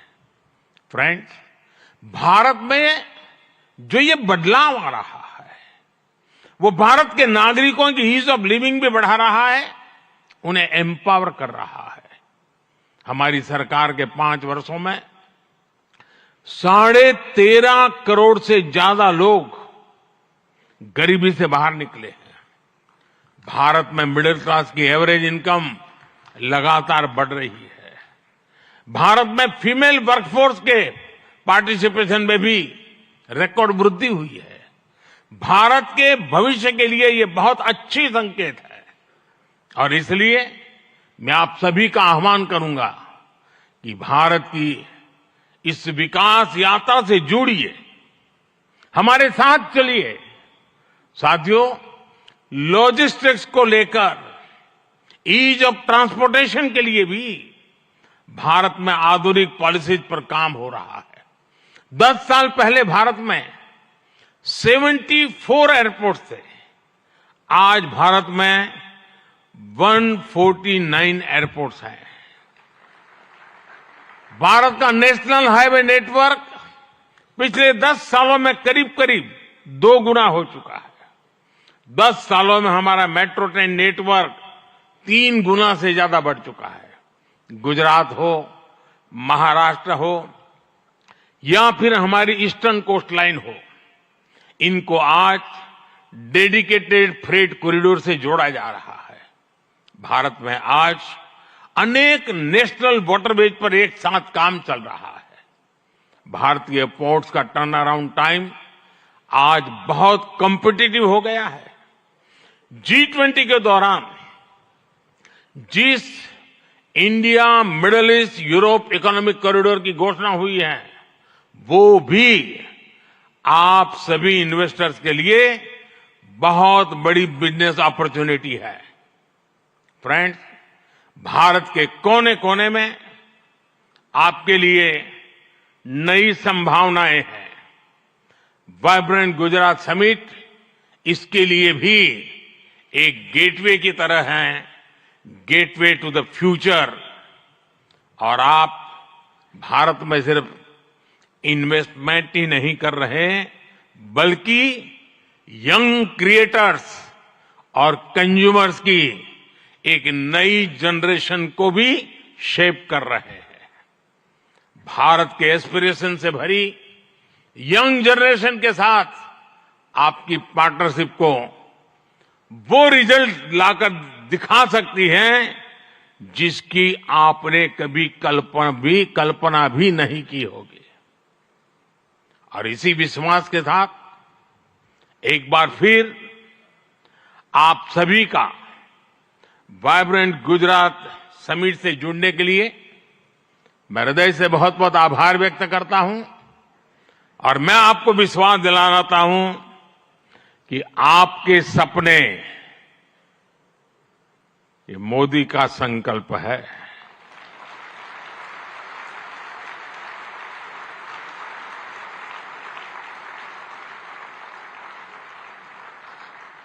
आपके सपने जितने बड़े होंगे मेरा संकल्प भी उतना ही बड़ा होगा। आइए, सपने देखने के अवसर अनेक हैं, संकल्प पूरा करने का सामर्थ्य भी मौजूद है। बहुत बहुत धन्यवाद। माननीय प्रधानमंत्री महोदय, आपके प्रेरणादायक उद्बोधन और गुजरात की विकास कहानी में सक्रिय रूप से भाग लेने के लिए, सभी को प्रोत्साहित करने के लिए एवं आपकी प्रेरक उपस्थिति के लिए हम भी आपका बहुत बहुत धन्यवाद करते हैं। We extend our heartfelt appreciation for the same. एक बार फिर यहां उपस्थित सभी गणमान्य अतिथि एवं समस्त सभागण का हम आभार व्यक्त करते हैं। बहुत बहुत धन्यवाद।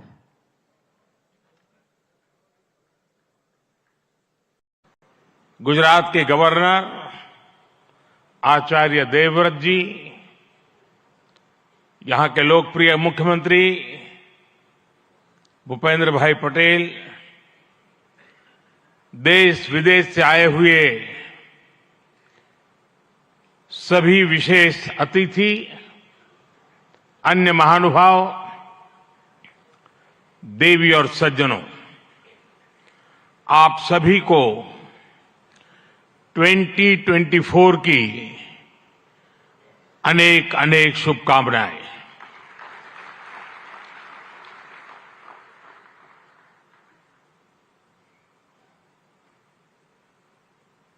निकट भूतकाल में भारत की आजादी के 75 साल पूरे हुए और अब भारत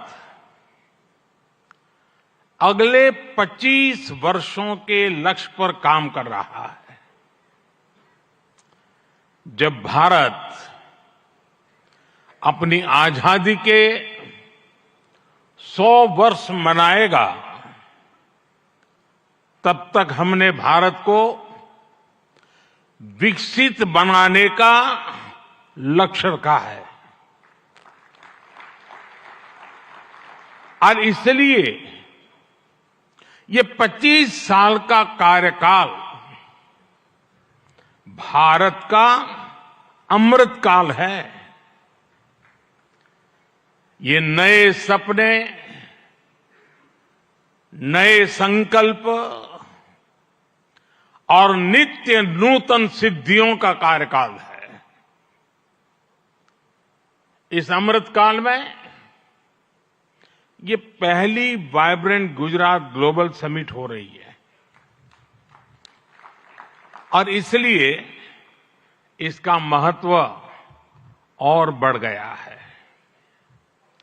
इस समिट में आए 100 से ज्यादा देशों के प्रतिनिधि भारत की इस विकास यात्रा के अहम सहयोगी हैं। मैं आप सभी का स्वागत करता हूं, अभिनंदन करता हूं। फ्रेंड्स, यूएई के राष्ट्रपति मेरे brother His Highness Sheikh Mohamed bin Zayed का इस आयोजन में शामिल होना हमारे लिए बहुत खुशी की बात है।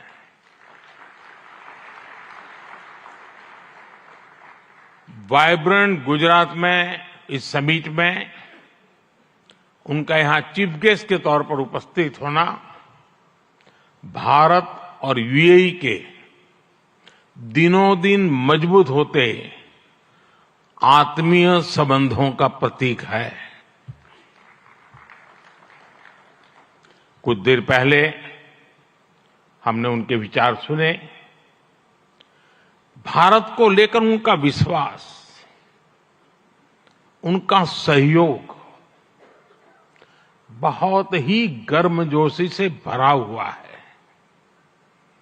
जैसा उन्होंने कहा, vibrant Gujarat summit economic development और इन्वेस्टमेंट से जुड़ी जानकारियों और अनुभव साझा करने का ग्लोबल प्लेटफॉर्म बन गई है। इस समिट में भी भारत और यूएई ने फूड पार्क्स के विकास के लिए, रिन्यूएबल एनर्जी के क्षेत्र में सहयोग बढ़ाने के लिए, इनोवेटिव हेल्थ केयर में निवेश के लिए कई महत्वपूर्ण समझौते किए हैं। भारत के पोर्ट इंफ्रास्ट्रक्चर में यूएई की कंपनियों द्वारा कई बिलियन डॉलर के नए निवेश पर सहमति बनी है। यूएई के सॉवरेन वेल्थ फंड द्वारा गिफ्ट सिटी में ऑपरेशन शुरू किए जाएंगे। ट्रांसवर्ल्ड कंपनी यहां एयरक्राफ्ट और शिप लीजिंग एक्टिविटीज भी शुरू करने जा रही है। भारत और यूएई ने जिस तरह अपने रिश्तों को एक नई ऊंचाई दी है, उसका बहुत बड़ा श्रेय मेरे brother His Highness Sheikh Mohamed bin Zayed को जाता है। फ्रेंड्स, मोजाम्बिक के प्रेसिडेंट हिज एक्सेलेंसी न्यूसी से कल भी मेरी बहुत विस्तार से बात हुई है। उनके लिए तो गुजरात आना पुरानी यादों को ताजा करने जैसा है। प्रेसिडेंट न्यूसी आईआईएम अहमदाबाद के एल्यूमनाई है।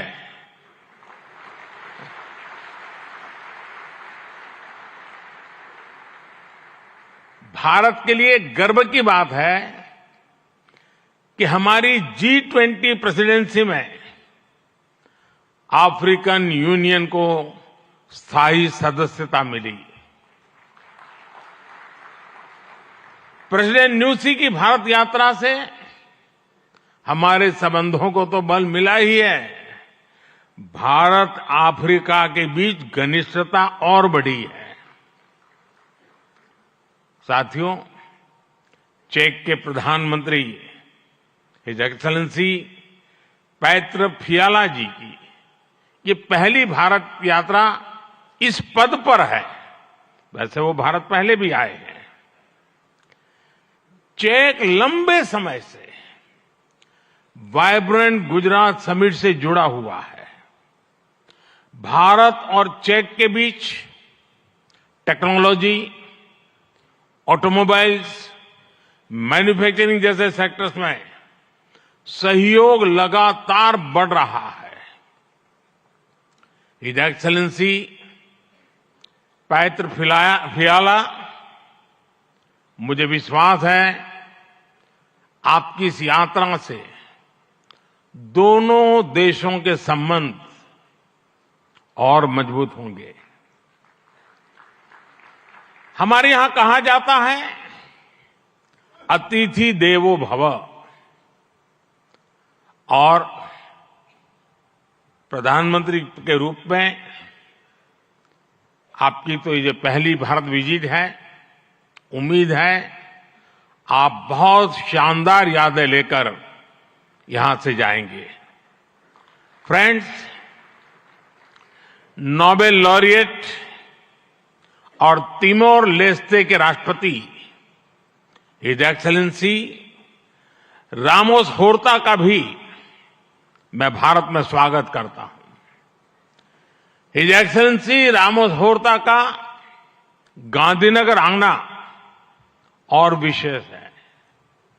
आपने महात्मा गांधी के नॉन वायलेंस के सिद्धांत को अपने देश के स्वातंत्र संग्राम से जोड़ा है। आसियान और इंडो पैसिफिक क्षेत्र में तिमोर लेस्ते के साथ हमारा सहयोग बहुत अहम है। फ्रेंड्स, कुछ समय पहले ही वाइब्रेंट गुजरात ग्लोबल समिट को 20 वर्ष पूरे हुए हैं। बीते 20 वर्षों में इस समिट ने नए आइडियाज को प्लेटफॉर्म दिया है।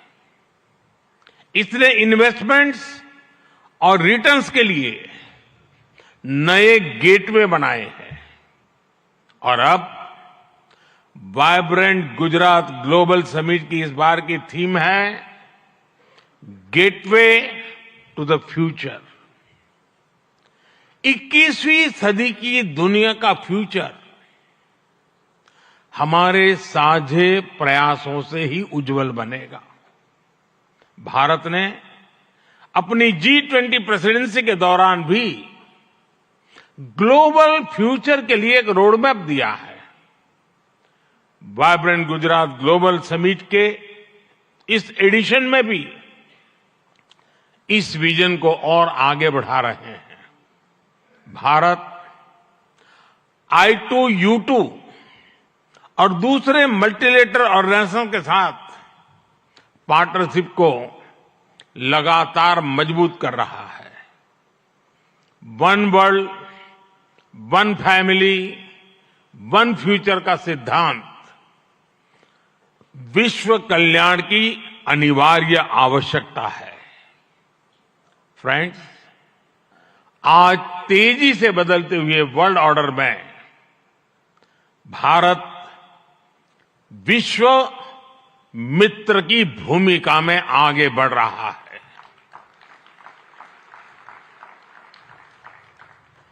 आज भारत ने विश्व को ये भरोसा दिया है कि हम साझा लक्ष्य तय कर सकते हैं, अपने लक्ष्य प्राप्त कर सकते हैं। विश्व कल्याण के लिए भारत की प्रतिबद्धता, भारत की निष्ठा, भारत के प्रयास और भारत का परिश्रम आज की दुनिया को ज्यादा सुरक्षित और समृद्ध बना रहा है। The world looks at India as an important pillar of stability, a friend who can be trusted, a partner who believes in people-centric development, a voice that believes in global good, a voice of the global south, an engine of growth in the global economy, a technology hub for finding solutions, a powerhouse of talented youth, and a democracy that delivers. Friends, Bharat के 1.4 billion लोगों की priorities और aspirations, human centric development पर उनकी आस्था, inclusivity और equality का हमारा commitment, विश्व समृद्धि और विश्व के विकास का बहुत बड़ा आधार है। आज भारत दुनिया की 5th लार्जेस्ट इकोनॉमी है। 10 साल पहले भारत 11th पर था, आज दुनिया की हर प्रमुख रेटिंग एजेंसी का अनुमान है कि भारत अगले कुछ वर्षों में दुनिया की टॉप 3 इकोनॉमी में जाएगा।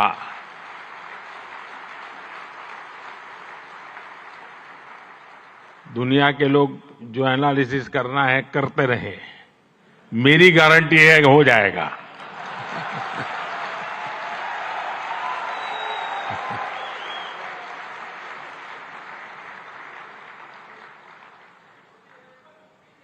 एक ऐसे समय में जब विश्व अनेक अनिश्चितताओं से घिरा हुआ है, तब भारत दुनिया में विश्व की एक नई किरण बनकर के उभरा है।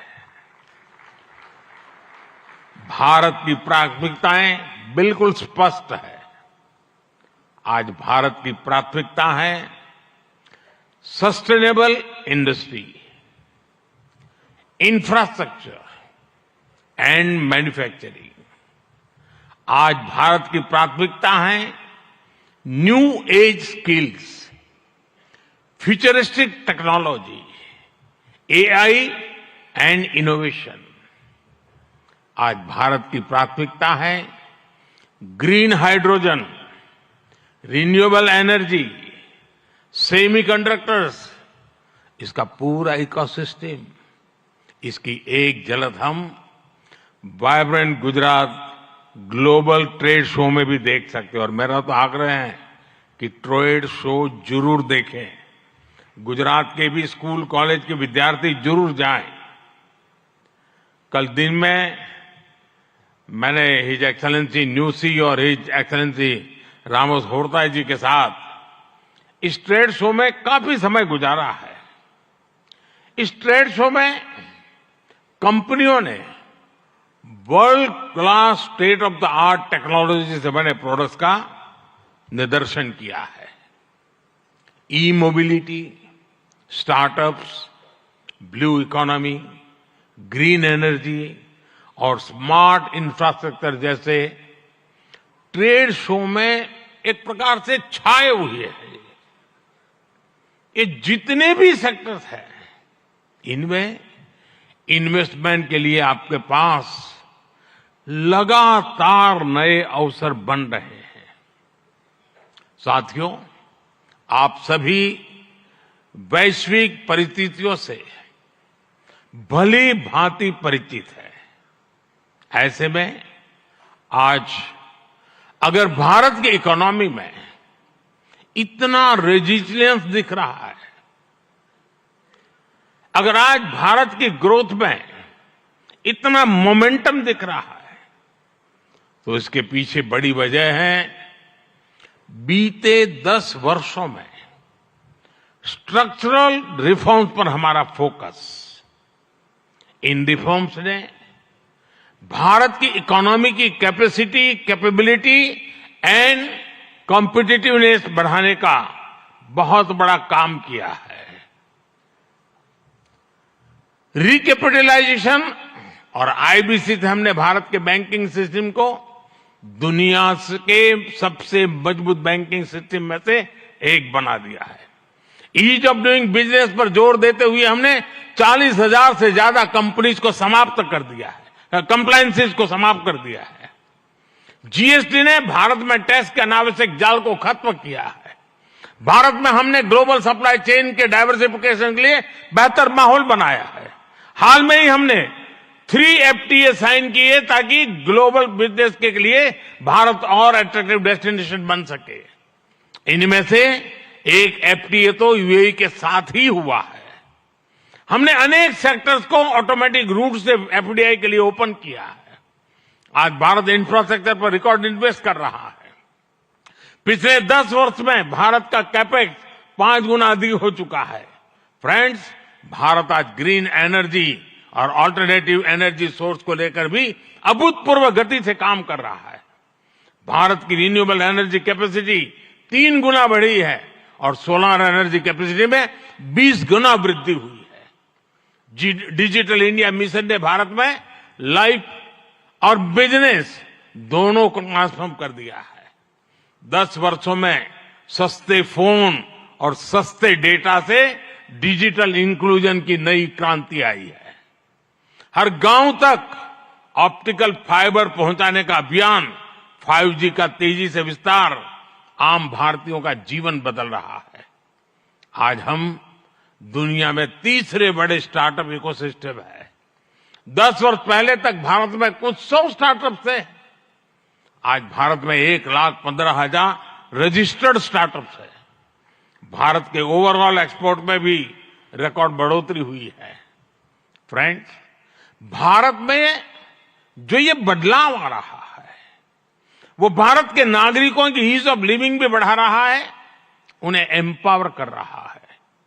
हमारी सरकार के 5 वर्षों में 13.5 करोड़ से ज्यादा लोग गरीबी से बाहर निकले हैं।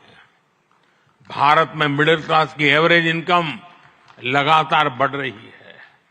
भारत में फीमेल वर्कफोर्स के पार्टिसिपेशन में भी रिकॉर्ड वृद्धि हुई है। भारत के भविष्य के लिए ये बहुत अच्छी संकेत है और इसलिए मैं आप सभी का आह्वान करूंगा कि भारत की इस विकास यात्रा से जुड़िए, हमारे साथ चलिए। साथियों, लॉजिस्टिक्स को लेकर ईज ऑफ ट्रांसपोर्टेशन के लिए भी भारत में आधुनिक पॉलिसीज पर काम हो रहा है। 10 साल पहले भारत में 74 एयरपोर्ट थे। आज भारत में 149 एयरपोर्ट्स हैं। भारत का नेशनल हाईवे नेटवर्क पिछले 10 सालों में करीब करीब 2 गुना हो चुका है। 10 सालों में हमारा मेट्रो ट्रेन नेटवर्क 3 गुना से ज्यादा बढ़ चुका है। गुजरात हो, महाराष्ट्र हो या फिर हमारी ईस्टर्न कोस्ट लाइन हो, इनको आज डेडिकेटेड फ्रेट कॉरिडोर से जोड़ा जा रहा है। भारत में आज अनेक नेशनल वाटरवेज पर एक साथ काम चल रहा है। भारतीय पोर्ट्स का टर्न अराउंड टाइम आज बहुत कॉम्पिटिटिव हो गया है। G20 के दौरान जिस India middle east Europe economic corridor की घोषणा हुई है, वो भी आप सभी इन्वेस्टर्स के लिए बहुत बड़ी बिजनेस अपॉर्चुनिटी है। फ्रेंड्स, भारत के कोने कोने में आपके लिए नई संभावनाएं हैं।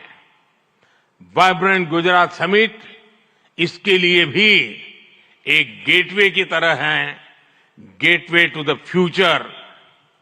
और आप भारत में सिर्फ इन्वेस्टमेंट ही नहीं कर रहे, बल्कि यंग क्रिएटर्स और कंज्यूमर्स की एक नई जनरेशन को भी शेप कर रहे हैं।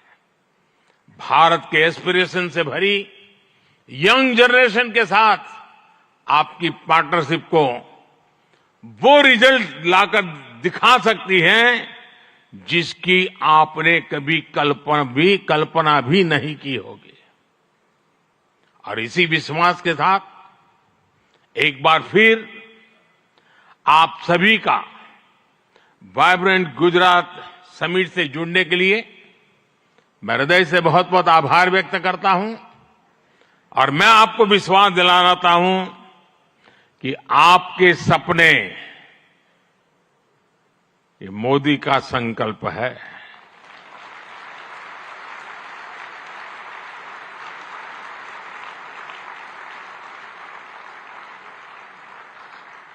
आपके सपने जितने बड़े होंगे, मेरा संकल्प भी उतना ही बड़ा होगा। आइए, सपने देखने के अवसर अनेक हैं, संकल्प पूरा करने का सामर्थ्य भी मौजूद है। बहुत बहुत धन्यवाद। माननीय प्रधानमंत्री महोदय, आपके प्रेरणादायक उद्बोधन और गुजरात की विकास कहानी में सक्रिय रूप से भाग लेने के लिए, सभी को प्रोत्साहित करने के लिए एवं आपकी प्रेरक उपस्थिति के लिए हम भी आपका बहुत बहुत धन्यवाद करते हैं. We extend our heartfelt appreciation for the same. एक बार फिर यहां उपस्थित सभी गणमान्य अतिथि एवं समस्त सभागण का हम आभार व्यक्त करते हैं. बहुत बहुत धन्यवाद.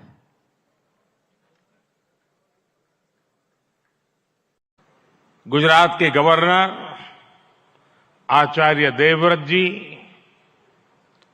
यहां के लोकप्रिय मुख्यमंत्री भूपेंद्र भाई पटेल, देश विदेश से आए हुए सभी विशेष अतिथि, अन्य महानुभाव, देवी और सज्जनों, आप सभी को 2024 की अनेक अनेक शुभकामनाएं.